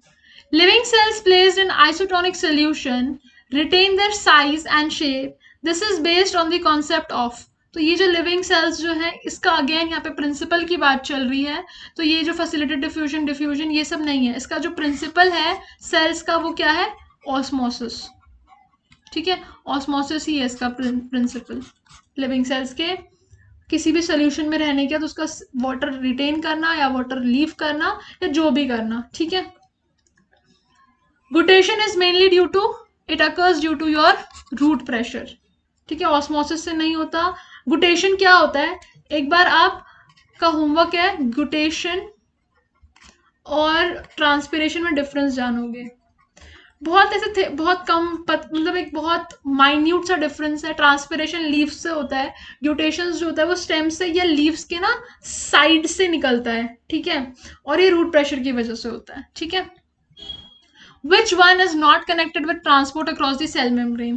तो उसने पूछा है which one is not connected, मतलब ऐसी कौन सी चीज है जो ट्रांसपोर्ट करने में हेल्प नहीं करती। तो ऑस्मोसिस हो गया, हेल्प करती है ट्रांसपोर्ट में। एक्टिव ट्रांसपोर्ट, यस, इसमें भी आपका ट्रांसपोर्ट होता है with the help of your ATP, है ना, एटीपी की हेल्प से। डिफ्यूजन में भी आपका होता है सिंपल डिफ्यूजन में, जहाँ पे आपका कोई एनर्जी यूज नहीं होता। बट सरफेस टेंशन इसका आंसर होगा, क्योंकि this is not associated with your transport of anything, किसी भी ट्रांसपोर्ट से ये एसोसिएटेड नहीं है। A semi permeable membrane allows diffusion of, एक जो आपका सेमी परमिएबल मेम्ब्रेन होता है वो क्या डिफ्यूजन अलाउ करता है? तो एक semi permeable membrane allows diffusion of only and only solvent. This is very important, बच्चे यहाँ कंफ्यूज रहते हैं। इसी डिफ्यूजन को, ये जो सेमी परमिएबल मेम्ब्रेन के अक्रॉस जो डिफ्यूजन होता है, इसी डिफ्यूजन को हम लोग ऑस्मोसिस कहते हैं। और इस डिफ्यूजन में सिर्फ और सिर्फ आपका सॉल्वेंट मूव करता है, ठीक है, only and only your solvent moves across the membrane या डिफ्यूजेस अक्रॉस द मेम्ब्रेन। तो ये डिफरेंस आपको पता होना चाहिए। Exchange of substances between the cell and its environment is due to, ये जो एक्सचेंज होता है ये किस वजह से होता है? ऑस्मोसिस की वजह से होता है, ट्रू। एक्टिव ट्रांसपोर्ट की वजह से होता है, ट्रू। डिफ्यूजन की वजह से होता है, तो इन तीनों की वजह से होता है, इसीलिए इसका आंसर क्या होगा? ऑल ऑफ द अबव, ठीक है। Loss of water from tips of leaves, तो मैंने अभी थोड़ी देर पहले आपको बताया था कि जो लीफ के टिप से, स्टेम से जो वाटर निकलता है due to root pressure, that is known as guttation. इसका आपका होमवर्क है, ट्रांसपिरेशन और गुटेशन के बीच में डिफरेंस अच्छे से आप लोग पढ़ोगे, मिस मत करना, क्योंकि अगर मिस कर दोगे तो हो सकता है एग्जाम में जाके आप कंफ्यूज हो जाओ, तो कोई फायदा नहीं। पढ़ रहे हो तो शिद्दत से पढ़ो, अच्छे से पढ़ो, okay. Which of the organelles in the cell other than nucleus contains DNA? ठीक है, so all of you must be aware that हमारे cells में DNA होते हैं, and सबको ये पता है कि DNA कहाँ पर होता है? न्यूक्लियस में होता है, राइट? बट बहुत कम लोगों को ये पता होता है कि न्यूक्लियस के अलावा भी DNA प्रेजेंट होता है कुछ ऑर्गेनल्स में, ठीक है। तो अब वो कौन से ऑर्गेनल्स हैं, ठीक है, तो इधर पे यूपीएससी आपको क्वेश्चन थ्रो कर देती है। Okay, so the options are endoplasmic reticulum, Golgi apparatus, lysosome, mitochondria. ये सब क्या है? These are your cell organelles, so your answer is mitochondria. Mitochondria is a cell organelle which also contains DNA apart from nucleus, ठीक है। तो चलो ये तो हो गया आपके एनिमल्स के केस में और प्लांट्स के केस में, दोनों में। बट यहाँ पे इन चार ऑप्शंस में you could have also got like instead of mitochondria plastid भी दिया रह सकता था, ठीक है। So plastid is also a organelle which is only found in plants, वो सिर्फ और सिर्फ प्लांट्स में मिलता है, and it also contains what? DNA, ठीक है। तो इस पार्ट से आपको दो चीजें क्लियर हो गई होगी, ठीक है। तो mitochondria and plastid are other organelles which contains DNA other than nucleus, तो ये आपको ध्यान में रखना है, okay. So moving to our next question, which is the question number 2. तो ये जो क्वेश्चन है, this is the match the following column, ठीक है। इस टाइप के क्वेश्चंस भी आते हैं बायोलॉजी सेक्शन में, आपने देखा होगा। तो here the question is on cell organelle and the organelle जो डिस्कवर किसने किया है, ठीक है। साइंटिस्ट के क्वेश्चंस डायरेक्ट आते हैं सीडीएस में, तो यू शुड नो कि कुछ कुछ साइंटिस्ट के नाम, you should be aware of them, ठीक है, कि हाँ इस ऑर्गेनल को इस साइंटिस्ट ने डिस्कवर किया है। So let's see what is the question. So in column 1 you are having all the cell organelles, and in the column 2 you are having your discoverers, okay.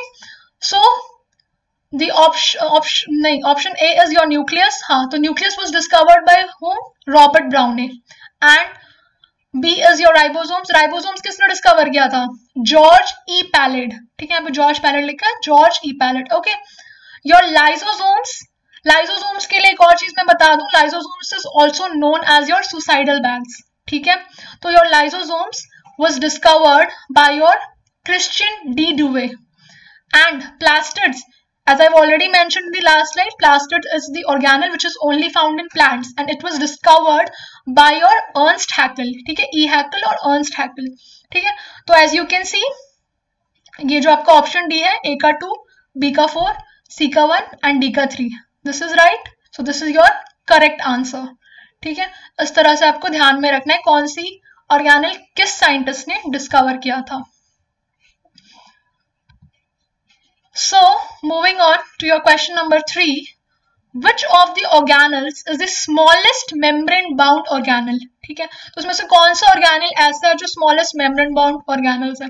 So you must be knowing that हमारे जितने भी organelles हैं they are of two kinds, ठीक है, हम divide कर सकते हैं, some are membrane bound and some are non membrane bound, ठीक है। तो मेम्ब्रेन बाउंड हमारे ऑर्गेनल्स कौन कौन से हैं? जैसे डबल मेम्ब्रेनस ऑर्गेनल्स भी हैं कुछ कुछ, ठीक है। तो इधर पे इन्होंने पूछा है आपसे कि smallest membrane bound organelle, so your answer will B lysosomes, ठीक है। Lysosomes is your smallest organel which is membrane bound.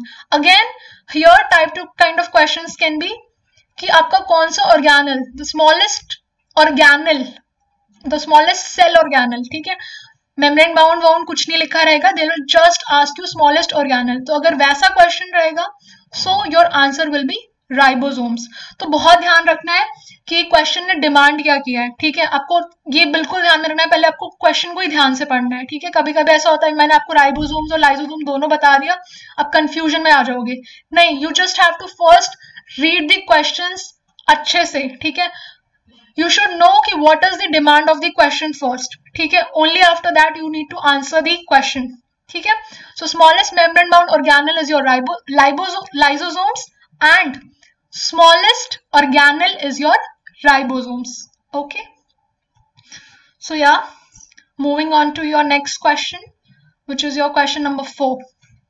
Yes, so your question number 4 is the theory of survival of the fittest was given by. तो ये जो theory है survival of the fittest वो किसने दी थी? Your option A is Lamarck, B Mendel, C Charles Darwin and D Karl Landsteiner, ठीक है। तो आपको इन साइंटिस्ट के वर्क पता है? नहीं, लमार्क ने क्या दिया था? लमार्क ने लमार्किज्म दिया था, ठीक है। मेंडल की क्या स्पेशलिटी है? Mendel is known as father of genetics, right. Charles Darwin ने नेचुरल सिलेक्शन दिया था and yes survival of the fittest भी चार्ल्स डार्विन ने ही दिया था। So your answer to this is Charles Darwin. And या इधर एक और साइंटिस्ट का नाम दे रखा है कार्ल लैंडस्टीनर, तो इसने हमारी ब्लड ग्रुप को दिया था, ठीक है। सो यू शुड नो कि जो साइंटिस्ट हैं उन्होंने क्या क्या दिया हुआ है, ठीक है। ये सारे साइंटिस्ट इंपॉर्टेंट है, यहाँ पे question could have been asked to you in the other way also, ठीक है। तो इसीलिए मैंने कहा कि scientist is really very important. You should know कि किस साइंटिस्ट ने कौन सा टर्म दिया है, कौन सी थ्योरी दी है। डायरेक्टली क्वेश्चन साइंटिस्ट के ऊपर सीरियस में पूछे जाते हैं। Okay, so now moving on to your next question which is your question number 5. Okay, so the question is which one of the following is an example of vestigial organ, ठीक है। इनमें से कौन सा एग्जाम्पल है किसका? Vestigial organ का, ठीक है।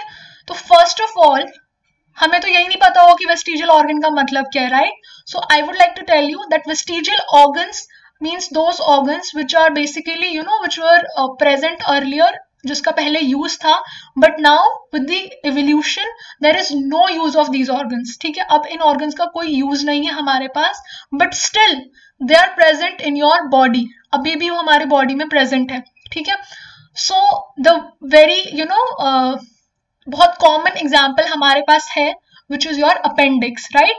आपने देखा होगा कि लोगों को लाइक हमारे बॉडी में लार्ज इंटेस्टाइन के पास you are having your appendix, but digestion में अगर आपने फिजियोलॉजी पढ़ी होगी तो कहीं यूज है उसका? नहीं है, right. But still we are having it, that is your example of vestigial organ, ठीक है। इसीलिए जब लोगों को कोई प्रॉब्लम होती है अपेंडिक्स में तो डॉक्टर इजीली बोल देता है कि just remove it because it is having no use in our body, okay. So yeah here your options are jaw apparatus. So jaw apparatus आपका क्या यूज हो रहा है, right. Jaw apparatus you are using for eating food and everything, ठीक है। Ear muscles, तो ये यही है आपका वेस्टिजियल ऑर्गन का example which is vestigial organ which is not in use, ठीक है। Canine teeth, yes all of us are using our canine teeth, ठीक है, स्पेशली जो नॉन वेजिटेरियंस है, क्योंकि कैनाइन टीथ का फंक्शन क्या है? Tearing of food, right. Humerus is the name of your bone, ठीक है। ये आपके हाथों में जो बोन है उसका नाम है humerus, so you are using your hands, right. This bone is used, so this can not be your vestigial organ, so your answer will be option number B which is your ear muscles, ठीक है।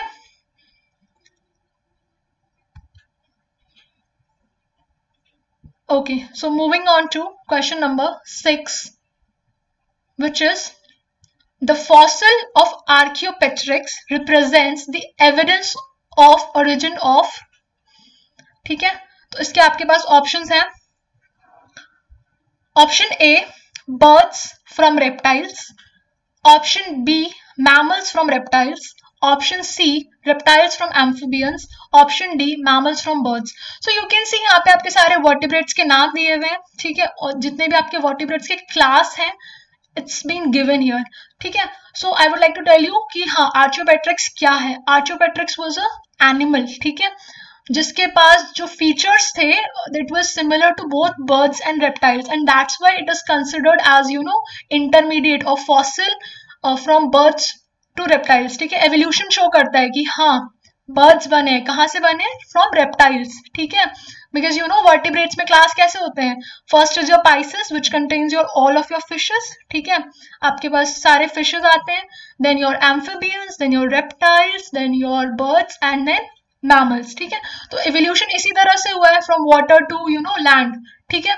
सो birds from reptiles is your correct answer, ठीक है. Archaeopteryx was a fossil, it is known as a living fossil, ठीक है, fossil भी नहीं बोलोगे, it was known as your living fossil. Okay, so moving on to your 7th question. Which among the following is the genetic name of the causal organism of elephantiasis? See, this is a question from diseases. Also elephantiasis is a disease, ठीक है. elephantiasis as the name only suggest कि इसमें जो आपकी body होती है इसमें your body becomes giant like elephant, ठीक है. आपकी lymphatic system जो है पूरा swell हो जाता है, उसमें fluids fill हो जाते हैं. Okay, now इधर पे जो UPSC है आपको ऑप्शंस बहुत कंफ्यूजिंग देती है, ठीक है. Here also option A, B and C, all of the 3 are related to the disease elephantiasis only, ठीक है. I will tell you how. जो आपका फाइलेरिया है, filaria is the name of the disease, जो आपका डिजीज है उसका ही नाम फाइलेरिया है. Filaria and elephantiasis is the same thing, ठीक है. You can call this disease as filaria also and your elephantiasis also, ठीक है. माइक्रोफिलारिया जो ऑप्शन नंबर बी है, this is your larvae of the causal organism, and your option C is the name of the causal organism, or I would rather say genetic name of the causal organism, which is Wuchereria bancrofti, ठीक है. Now आपको question में ध्यान रखना है, बच्चों ने पढ़ा होगा कि हाँ एलिफेंटियासिस है, फाइलेरिया कहीं पढ़ा था, उसी में हमने माइक्रोफाइलेरिया पढ़ा था. बट अगेन क्वेश्चन क्या पूछ रहा है, genetic name of the causal organism. तो कॉजल ऑर्गेनिज्म का जेनेटिक नेम क्या है, वुचरेरिया bancrofti, ठीक है. तो इस तरीके के क्वेश्चंस आपके पास आते हैं. So we'll move to the next question, which is your question number 8. Yeah. So this match the following columns, ठीक है. Column number 1 में the name of the animal is given. Column number 2 में name of the phyla is given. Okay. So A is your Ascaris. Ascaris is the animal. ये कौन से phylum को belong करता है? It belongs to a phylum nematoda, ठीक है. Option B is malarial parasite. तो malarial parasite, okay, malarial parasite का नाम क्या है, ठीक है. तो ये आप मेरे को बताओगे कमेंट सेक्शन में, ठीक है. I want to know the name of the malarial parasite from you guys, ठीक है. बिकॉज हियर यहाँ पे इन्होंने आपको मलेरियल पैरासाइट लिख दिया है, बट यहाँ पे ये पैरासाइट का नाम भी लिख के दे सकते हैं आपको, ठीक है. सो यू शुड नो कि मलेरियल पैरासाइट कौन सी है. तो this belongs to your phylum protozoa. हाँ, मलेरियल पैरासाइट का भी बताओगे नाम, एंड अगेन वुचरेरिया bancrofti कौन से फाइलम को बिलोंग करता है, you will tell me this also in the comment section. Okay, so option number C is house fly. House fly हमारे जितने भी इंसेक्ट्स हैं, ठीक है, they belong to the phylum arthropoda. So house fly will belong to your phylum arthropoda. Now next we are having cow. Cow किसको belong करता है, Mammalia, ठीक है. सो ऑप्शन ए का 3, बी का 4, सी का 2 एंड डी का 1. तो आपको क्या बताना है, मेरे को मलेरियल पैरासाइट बताना है और वुचरेरिया bancrofti का फाइलम बताना है. दोनों ही आप कमेंट सेक्शन में बताओगे, ठीक है. कुछ होमवर्क भी कर लो. Okay, So your 9th question is, which one among the following pairs is not correctly matched? ठीक है, तो यहाँ पे ध्यान देना क्या बोला इन्होंने, not correctly matched. ठीक है, तो इसमें से 3 जो है वो करेक्टली मैच्ड होंगे और 1 गलत होगा. Let's see. Sandalwood plant, okay, partial root parasite. ठीक है, सैंडलवुड प्लांट जो होता है, जो चंदन का पेड़ होता है, उसमें पार्शियल रूट पैरासाइट्स लगते हैं. Next we are having cuscuta. हाँ, हमने बचपन से पढ़ा है 7th-8th क्लास से कि cuscuta is a parasitic plant, right. Nepenthes is a animal which is carnivorous. ठीक है, कार्निवोरस है. एंड मशरूम सबको पता है कि मशरूम क्या है, it is a kind of fungi. और फंजाई हमारे क्या होते हैं, दे आर हेट्रोट्रोफ्स. और यहाँ पे क्या लिखा है, autotroph, means this is wrong, right. तो your option number D will be the correct answer. Okay, now moving on to question number 10. ठीक है, the anti-malarial drug quinine is made from a plant. The plant is. So अब देखो यहाँ पे question कैसे डाला है मैंने. अभी एज यू नो कि कोविड का टाइम था and we have been using the drug chloroquine. ठीक है, तो वहां से the question can be linked with the current affairs and आपकी अवेयरनेस देखी जा सकती है. ठीक है, सो यू शुड नो कि हाँ, हमें ये ड्रग कहाँ से मिलता है, कौन से पेड़ से मिलता है. ठीक है, we have been supplying this drug to you know other countries also. ठीक है, we had given a helping hand to other countries also by you know help giving this drug. ठीक है, तो यू शुड नो कि ये drug हम कौन से प्लांट से एक्सट्रैक्ट करते हैं. ठीक है, so your options are neem, eucalyptus, cinnamon and cinchona. So your answer is cinchona. यहाँ पे I would like to tell you one more thing कि चिंचोना के भी हम कौन से पार्ट से एक्सट्रैक्ट करते हैं ये ड्रग, फ्रॉम इट्स बार्क. ठीक है, इसके बार्क से हमें ये ड्रग मिलता है. ठीक है, तो वहां पे भी क्वेश्चन आ सकता है कि which part of the plant से हम we get this drug quinine. ठीक है, तो you should remember we get the drug quinine from the cinchona plant and from its bark. ठीक है, yeah, so okay, I would like to tell you all that yes, this is your CDS 2021 exam ka course which is available on Defense Mania app and it is available at very nominal and very pocket friendly prices. ठीक है, so if you know like this whole video and the biology lectures, I have taken all the lectures on all the topics. You can see I have taken complete lectures on biological classification, plant kingdom, animal kingdom pe. All the videos are present in the content of CDS 2021 exam. ठीक है, तो even if now anyone wants to revise it quickly, everything is available on the app. You can easily enroll and use the things. ठीक है, so check it on the app and yeah, you will get all the videos. Special feature of the video is that at the end of the videos you will be getting the previous year questions. ठीक है, I have discussed all the previous year questions at end of the each of the videos. ठीक है, और एक advantage ये है कि हाँ, अभी आप सोच रहे होगे आपको क्या मिलेगा एनरोल करके इस कोर्स में, right. But I would like to tell you कि अभी 10 दिन बचे हैं CDS के.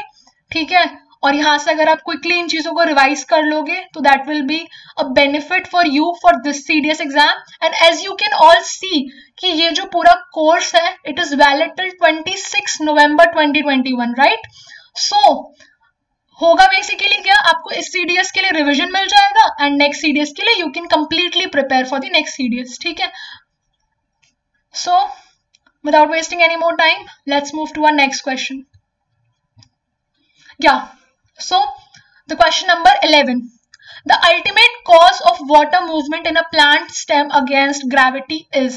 So as you all know, जो gravitation pull है, it pulls us towards the earth, right. Still plant is able to move its water away from the gravitation pull, you know, towards upward towards the leaf. ठीक है, water तो हम roots को डालते हैं but still water is going to the leaves against the gravitational pull. How is it possible? ठीक है, तो यहाँ पे your options are osmosis, transpiration, photosynthesis and diffusion. सारे processes के नाम लिख दिए हैं कंफ्यूज करने के लिए, बट हमें कंफ्यूज नहीं होना है, right. So your right answer is transpiration. ठीक है, ट्रांसपिरेशन कहाँ से होता है? स्टोमाटा से होता है. Okay, and that causes your transpiration pull, and because of that pull only your water gets absorbed upwards. ठीक है, इसी पुल की वजह से आपका वाटर जो है अपवर्ड्स पुल हो जाता है towards the leaf, where water is required for the purpose of photosynthesis. Yeah, moving on to the next question, question number 12. Stockholm Convention is aimed at protecting human health and environment against adverse effects of which of the following? ठीक है, तो Stockholm Convention किसके लिए है? Stockholm Convention is basically for persistent organic pollutants, which is also known as your POPs. POPs क्या होते हैं? POPs are nothing but these are those pollutants which are not able to degrade in the environment. ठीक है, आपको पता ही है. तो ये जो pollutants है ये degrade नहीं होते बहुत टाइम तक, and ultimately it is causing harm to our health also and to the environment also. और जितने भी हमारे animals present है environment में सबको they are harming. ठीक है, so it's very important to know. Okay, option number ए में हजार्डियस वेस्ट भी है. तो जो हजार्डियस वेस्ट से रिलेटेड जो कन्वेंशन है उसका नाम है बसेल convention.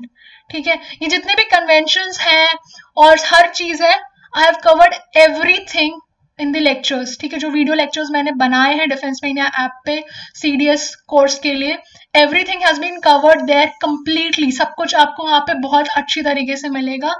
So you can easily enrol, और आपको मतलब you will be getting everything there with the previous year questions and practice questions.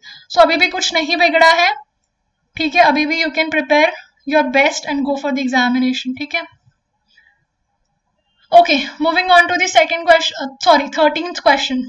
Your 13th question is, which of the following statements regarding potato is true? तो कौन सा statement true है? हमें पता है पोटैटो हो गया, then we are having ginger, turmeric and your sweet potato, then garlic. These are all your radish, carrot, ये सब क्या है बेसिकली? They are found from underground, right? तो यू ऑल शुड नो कि कौन सा जो टर्निप है या फिर रेडिश है या फिर कैरेट है, this is modification of what? Basically these are modification of some sort of a thing, right? Be it root, be it stem, be it leaves. So you should know कि कौन सी चीज किस चीज की modification है. And modification क्यों होती है? Modification happens so that the plant can store food in these parts. ठीक है, so potato में भी plant क्या करता है? Basically अपना food store करता है, and potato is your modified stem, though it is found underground. But यही तो कंफ्यूजन है, बच्चों को लगता है कि मतलब अगर अंडरग्राउंड चीजें मिल रही है तो they are all roots, but you should know कि नहीं, पोटैटो क्या है? एक मॉडिफाइड स्टेम है. फिर अब यहाँ पे अगर हम बात करेंगे जिंजर की, तो हमारा जिंजर भी मॉडिफाइड स्टेम है. Then if we are talking about radish और कैरेट, सो वो क्या है? They are modified roots. Yes, अब यहाँ पे आप देख रहे हो कि potato is your modified stem. ठीक है, बट आपका जो स्वीट पोटैटो है it is your modified root. तो यहाँ पे you should know all the differences कि कौन सा मॉडिफाइड स्टेम है, कौन सा मॉडिफाइड रूट है. Just because they are growing underground that doesn't mean कि they are your modified roots. ठीक है, you should know the difference. So potato is your modified stem. Moving to the next question.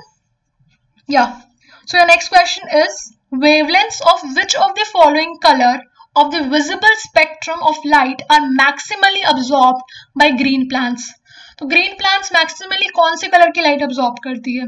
तो green plants, अगर यहाँ पे single options होते हैं तो green plant maximally absorbs the red light. ठीक है, and here it will be red and blue, क्योंकि red और blue दोनों को ही absorb करती है. बट अगर हाँ सिंगली पूछा है तो it absorbs maximally red light, and yes, it reflects what? Green light, because of which we see the color of leaves as green color. ठीक है, क्लोरोफिल का भी रोल है और उसके रिफ्लेक्शन का भी रोल है. ठीक है, तो your answer here will be red and blue light. ठीक है, क्योंकि we are having all 7 colors of light in the visible spectrum. उसमें से you should know कि red और blue light ही है, which is the light which is mostly absorbed by the plants. हम तो plants is basically taking what? Sunlight. Sunlight में तो सारी lights present है, all the 7 lights are present, right? but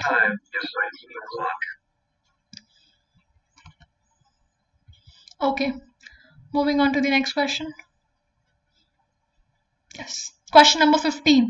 The blood does not coagulate inside the body due to the presence of, yeah, we have seen that after, like, when we get any injury or anything, our blood starts clotting, right? Coagulate hone lagta hai. But the same blood is moving inside our whole circulatory system. Why is it not coagulating? Because of certain factors. ठीक है? तो option A is your hemoglobin. Yes, hemoglobin is present inside your blood.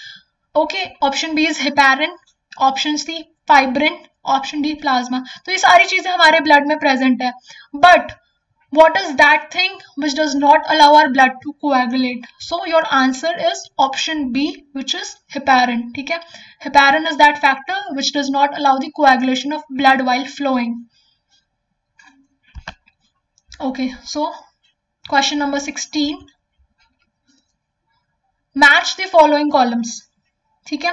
As I already mentioned कि vitamin and diseases are very important, so I have put a question on that also. ठीक है?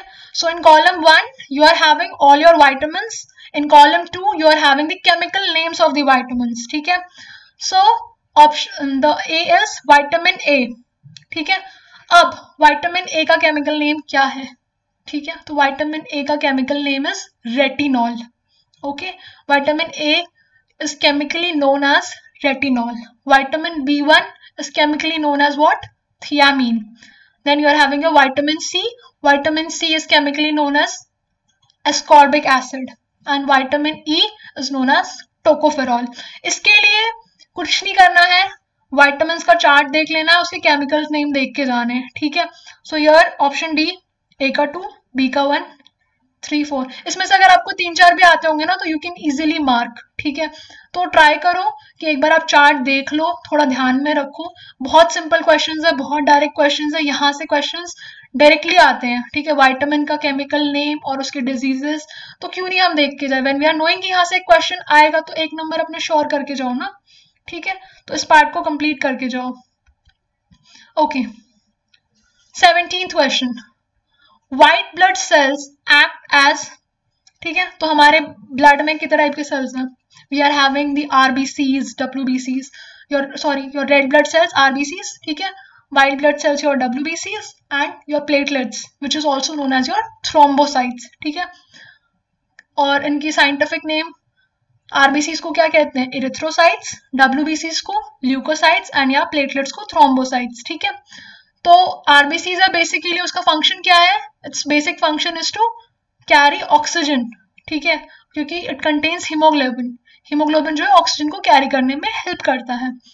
Then you are having your डब्ल्यूबीसीज. डब्ल्यूबीसीज का जो function है, it is basically to protect your body against anything. कोई भी infection है, कोई भी फॉरेन पार्टिकल आ रहा है, डब्ल्यूबीसी अपनी आर्मी लेके वहां खड़ी हो जाएगी कि भाई तुम भागो.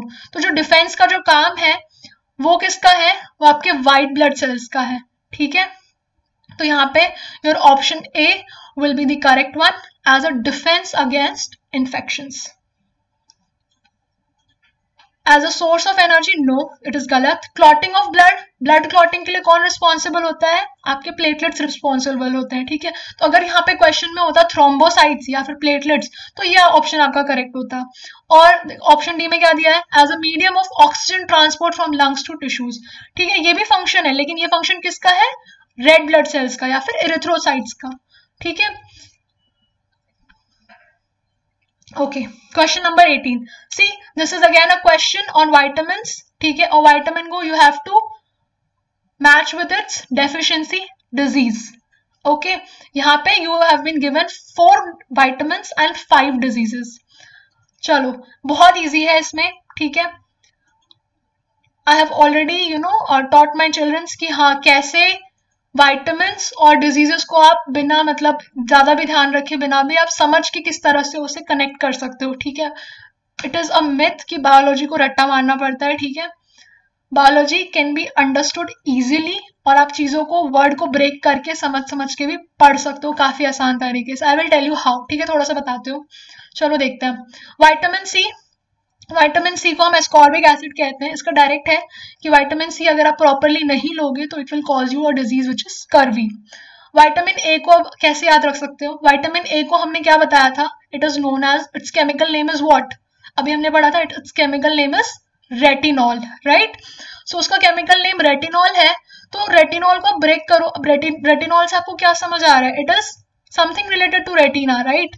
तो अब रेटिना से रिलेटेड है। रेटिना कहाँ है? It is present in your eyes. If you are not taking vitamin A properly तो आपकी रेटिना पे इफेक्ट पड़ेगा, और रेटिना पे इफेक्ट पड़ेगा तो आंखों पे इफेक्ट पड़ेगा। आंखों की कौन सी डिजीज नजर आ रही है आपको यहाँ 5 में से? Night blindness. So this is the way how you can relate it, and you know you can easily answer the questions and you know learn the chart, ठीक है? तो विटामिन ए की डेफिशिएंसी से आपका कौन सा डिजीज कॉज होगा? Night blindness. Next is your vitamin D. Vitamin D को हम कैल्सीफेरॉल बोलते हैं, ठीक है? तो विटामिन डी में कुछ टर्म आ रहा है कैल्शियम का, ओके? तो विटामिन डी की डेफिशिएंसी से हमारे जो डिजीजेस होंगे that will be some related to your bones, okay? So bone से रिलेटेड आपके डिजीजेस होंगे। बोन से रिलेटेड यहाँ पे कौन सी डिजीज है?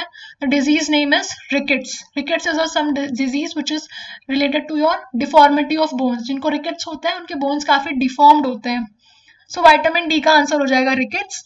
विटामिन B12 से होता है आपका अनीमिया, पर्निशियस अनीमिया, और ये जो जितने भी आपके अनीमिया है ये आपके विटामिन B12 और B9 की वजह से होते हैं। तो विटामिन B9 की वजह से पर्निशियस अनीमिया इज कॉज्ड, और विटामिन B12 की डेफिशिएंसी की वजह से मेगालोब्लास्टिक अनीमिया कॉज होता है, ओके? तो यहाँ पे B12 है और यहाँ पे क्लियरली लिखा हुआ नहीं है कि कौन सा अनीमिया है। सो जस्ट जो डी का है it will be 4, and the fifth disease is beriberi. तो your beriberi is a disease which is caused due to the deficiency of which vitamin? Vitamin B1, ठीक है?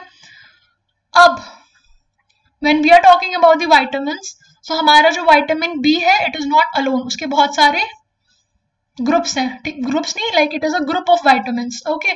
सो उसमें you are having B1, B2, B5, B6, B7, B9, B12, तो आपको सबके याद रखने पड़ेंगे। अगेन विटामिन वाले पार्ट में विटामिन यहीं पे खत्म नहीं होता है। Vitamin are also you know can be divided into 2 kind of subgroups, ठीक है? अब किस टाइप के सब ग्रुप्स में डिवाइड होते हैं that you will tell me कि हाँ कैसे डिवाइड होते हैं, ठीक है? I will give you a hint कि vitamins are of 2 types, fat soluble and water soluble. Now in the comment section you tell me कि water soluble vitamins कौन से हैं और fat soluble कौन से हैं, ठीक है? This is your homework. So यहाँ पर the answer to this question is option number D, A का 2, B का 1 and C का 3 और D का 4, ठीक है? Now we'll move to the next question. Okay, so your next question is insects that can transmit diseases to humans are referred to as, ठीक है? जो इंसेक्ट्स आपके डिजीजेस ट्रांसमिट करते हैं ह्यूमंस को, देयर आर मेनी इंसेक्ट्स जिससे हमें disease मिलती है, ठीक है? जैसे मलेरिया हो गया, डेंगू हो गया। कैसे होता है? मच्छर के काटने से होता है। तो उस मच्छर को हम क्या बोलेंगे, ठीक है? Option A is carriers, vectors, reservoirs and incubators. So these जो मस्कीटो, इनको जो भी हमारे मस्कीटोज हैं इनको हम क्या बोलते हैं? They are known as vectors. क्यों बोलते हैं vectors? Because they are the carriers of the disease, ठीक है? वो डिजीज को कैरी कर रहे हैं हमारे पास, ठीक है? तो they are known as what? Vectors. Okay, question number 20. Amnesia is related to option A sleeping sickness, option B loss of sight, option C loss of hearing and option D loss of memory. तो amnesia is what? Loss of memory, ठीक है? Amnesia is a word which is related to your loss of memory. जिनकी memory चली जाती है we call them कि उन्हें amnesia हो गया, या फिर देयर आर सर्टन डिजीजेस जिसमें कि मेमोरी शॉर्ट टाइम के लिए जाती है तो उन्हें भी हम एमनेस्टिक ही बोलते हैं, okay? So will move to the next question. या क्वेश्चन नंबर 21. सी अभी हम बात कर रहे थे वेक्टर्स की और ये क्वेश्चन पूरा वेक्टर्स पे ही है, ठीक है? Agents of, so in column number 1 your agents of transmission is given and in your column number 2 disease which is caused is given, ठीक है? तो A में you are having Anopheles mosquito. बहुत सुना होगा कि फीमेल एनोफिलीज जो है it carries the malarial parasite which is your plasmodium, ठीक है? जो आपका क्या कॉज करता है? मलेरिया। ओ माय गॉड, मैंने अभी आपको होमवर्क दिया था कि आपको मलेरियल पैरासाइट बताना है और मैंने प्लाज्मोडियम बता दिया। चलो अब बाकी सारी चीजें कर लेना। तो मलेरियल पैरासाइट का नाम क्या है? प्लाज्मोडियम, ठीक है। तो फीमेल एनोफिलीज जो है वो क्या करती है? प्लाज्मोडियम जो आपका प्रोटोजोआ है उसको कैरी करती है हमारे बॉडी में एंड इट कॉजेस मलेरिया। तो फीमेल ये जो एनोफिलीज मस्कीटो है it cause malaria. Then culex mosquito है, it is the carrier of microfilaria. जो हमने माइक्रोफिलारिया पढ़ा था, जो लार्वे कैरी करती, किसका? वुचरेरिया बैनक्रॉफ्टाई का। तो वो कौन सा डिजीज कॉज करती है? इट कॉजेज योर फाइलेरिया, ठीक है। डिजीज का नाम क्या है? एलिफेंटियासिस बोल लो या फाइलेरिया बोल लो, एक ही बात है, ठीक है। तो क्यूलेक्स मस्कीटो जो है आपके माइक्रोफिलारिया को कैरी करती है और it causes your disease elephantiasis और फाइलेरिया। एडीज इजिप्टाई, ठीक है। एडीज इजिप्टाई या Aedes mosquito, it is the mosquito, it is a vector for your dengue virus which causes your dengue. और एडीज जो है वो चिकनगुनिया का भी वेक्टर है। चिकनगुनिया और डेंगू दोनों के दोनों it is caused because of your Aedes mosquito, ठीक है। Then we are having sand fly again it is a insect. और ये जितने भी मस्कीटोज है किसको बिलोंग करते हैं? फाइलम आर्थ्रोपोडा को, ठीक है। सो ये जो आपका सैंड फ्लाई है इट कॉज योर डिजीज काला अजर को हम ब्लैक फीवर भी बोलते हैं। क्यों बोलते हैं ऐसा? क्योंकि in earlier times this disease use to spread and गांव के गांव, शहर के शहर सब खत्म हो जाते थे। दिस वाज लाइक बहुत क्रॉनिक डिजीज और बहुत ऐसे लंबा चलता था, ठीक है। That's why it is known as kala azar या फिर इसे हम ब्लैक फीवर भी बोल देते हैं, ओके। तो sand fly is the vector for काला अजर। ऑप्शंस यू कैन सी, ठीक है। ऑप्शंस ऐसे आएंगे और इसका correct answer is option number D. Okay, so question number 22. The genetically engineered golden rice is rich in which of the following? ठीक है, so जो हमारा GM crops हैं, तो the genetically engineered golden rice is rich in beta carotene and iron. Because it is rich in beta carotene, जो beta carotene है it gives it a a light orangish color, ठीक है, because of which your rice is having a golden color, ठीक है. So that's why this rice is known as golden rice and it has been prepared specially so that rice के through ही हमें iron और carotene अच्छे से मिल जाए, ठीक है. बेसिकली राइस में क्या होता है? स्टार्च होता है, कार्बोहाइड्रेट होता है, तो उसको मॉडिफाई किया गया है ताकि कुछ विटामिन्स और इम्पोर्टेंट न्यूट्रिएंट्स जो है हमारे अंदर राइस के थ्रू ही चला जाए. Okay, moving to the next question. It is your question number 23. Which of the following is present in the chlorophyll which gives a green color to the plant leaves? ठीक है, तो green color देता है आपके plant leaves को. तो chlorophyll is the pigment which gives the green color to the leaves. ठीक है, उस chlorophyll में कौन सा आयन प्रेजेंट होता है? ऑप्शन है calcium, option B magnesium, iron or manganese. So your answer is magnesium. Magnesium ion is present in your chlorophyll and it gives the green color to the plant leaves. ठीक है, leaves को यही this is the pigment which gives the green color to the plants और इसमें ion कौन सा present होता है? Magnesium ion. ठीक है, just because we are talking about the ions here, ठीक है, तो जैसे अभी हमने थोड़ी देर पहले विटामिन B12 की बात की थी, तो जो हमारा विटामिन B12 है उसमें भी यू हैव अ आयन, ठीक है, विच इज वेरी इंपॉर्टेंट. वहां से भी क्वेश्चन आ सकता है, that's why I am telling you. So in your vitamin B12 your cobalt ion is present. तो ये आपको ध्यान में रखना है कि अगर क्लोरोफिल की बात की है so we are having magnesium, और आयन के नाम पे again a question can come on B12, vitamin B12. तो विटामिन B12 में cobalt ion will be present. ठीक है, चलो let's move to the next question which is your question number 24. The abnormal rise in count of RBCs is called, so if your RBC count increases abnormally it will be known as polycythemia.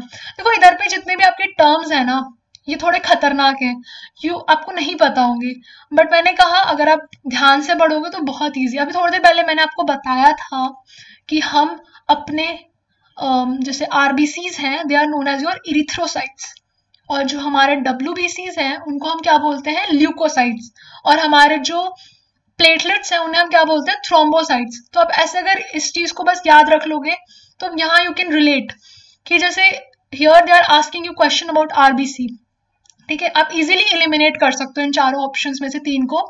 Leukaemia, जब हम leukaemia की बात करें इसमें Luke word आ रहा है, right, और हमने बोला है कि हम WBCs को ल्यूकोसाइट्स बोलते हैं, तो this is related to something to your WBCs। तो ल्यूकेमिया में क्या होता है, आपके WBCs का काउंट इंक्रीज हो जाता है, काफी ज्यादा, बहुत बढ़ जाता है, ठीक है। ल्यूकोपीनिया में WBC, इसमें भी ल्यूको वर्ड आ रहा है, ठीक है, तो ल्यूकोपीनिया में WBC का जो काउंट है इट विल डिक्रीज काफी ज्यादा। थ्रोम्बोसाइटोसिस में यू कैन सी थ्रोम्बोसाइट आ रहा है, तो again this will be a disease which will be related to the thrombocytes. तो इजीली आपके 3 ऑप्शंस हट गए एंड आंसर क्या हो जाएगा, पॉलीसाइथीमिया। तो इसी तरह से अगर आप बायोलॉजी को पढ़ोगे ना, टर्म्स को लेके रिलेट करके, बहुत इंटरेस्टिंग है, बहुत ईजी है, और हमने इसी चीज को बहुत अच्छे से पूरे कोर्स में, पूरे कंटेंट के वीडियोस में बता रखा है कि टर्म्स को ब्रेक करके चीजों को कैसे रिलेट करना है, ठीक है, और कैसे उसको आंसर करना है। So this is the way, this is the crux. चलो नेक्स्ट क्वेश्चन पे जाते हैं।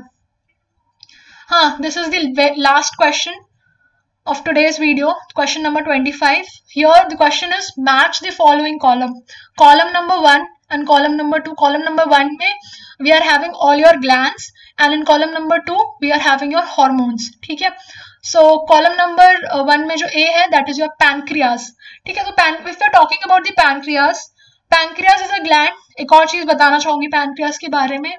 Pancreas is the gland which is having both the function, your endocrine as well as your exocrine function, ठीक है। यही एक ऐसा gland है जिसके दोनों ही functions हैं, तो you need to keep this in mind also, ठीक है। The question can also come in this way, like which of the following glands has both the function, like both endocrine and exocrine function। अब यहाँ पे मैंने 2 terms बोल दिए, endocrine and exocrine। Now it's your work कि आप endocrine और exocrine glands का difference पता करोगे कि क्या फर्क है दोनों में। Why am I telling कि pancreas has both the function, rest जितने भी ग्लैंड है उनका एंडोक्राइन फंक्शन है, ठीक है। Okay, pituitary. ओके, पहली चीज, पैनक्रियाज किस हार्मोन से रिलेटेड है, pancreas is related to your glucagon, ठीक है। यहाँ पे ग्लूकागोन की जगह पे you might have been given insulin also, क्योंकि इंसुलिन भी पैनक्रियाज से रिलेटेड है। Okay, so pancreas is a gland which is associated with your glucagon, insulin like hormones. Pituitary के साथ आपके सारे stimulating hormones रिलेटेड होते हैं, ठीक है, TSH, LH, FSH, ठीक है। तो उन hormones की एक ही है कि if this is written TSH, तो it might have been written like thyroid stimulating hormone. तो जैसे आपको स्टिमुलेटिंग हार्मोन दिखेगा तो you can make it out कि वो पिट्यूटरी से रिलेटेड है, या फिर आपको TSH की जगह FSH दे देते, फॉलिकल स्टिमुलेटिंग हार्मोन, या फिर आपको LH दे देते, ल्यूटिनाइजिंग हार्मोन, ठीक है। तो you can easily make it out कि पिट्यूटरी रिलेटेड है। एड्रिनल ग्लैंड्स के साथ योर कॉर्टिसोल इज रिलेटेड, ठीक है। Cortisol is a hormone which is associated with your adrenal gland. Adrenal gland की क्या खास बात है, adrenal gland is basically your gland जो कि which is associated with your, you know, when we say कि हाँ एड्रिनालिन रश हो गया, ये हो गया, तो कैसे होता है ये सब, it is related with your flight, fright और फाइट वाले सिचुएशंस के साथ, ठीक है। और इसमें you are having your cortisols, mineralocorticoids वाले जितने भी हार्मोन्स हैं, they are all associated with your adrenal glands. Kidneys के साथ your vitamin D is associated, क्योंकि अगर किडनीज आपकी प्रॉपरली फंक्शन नहीं करेगी so your body will not absorb vitamin D, ठीक है। सो योर ऑप्शन ए का 4, बी का 3, सी का 1, डी का 2। So in this way your option number A is the correct answer. And या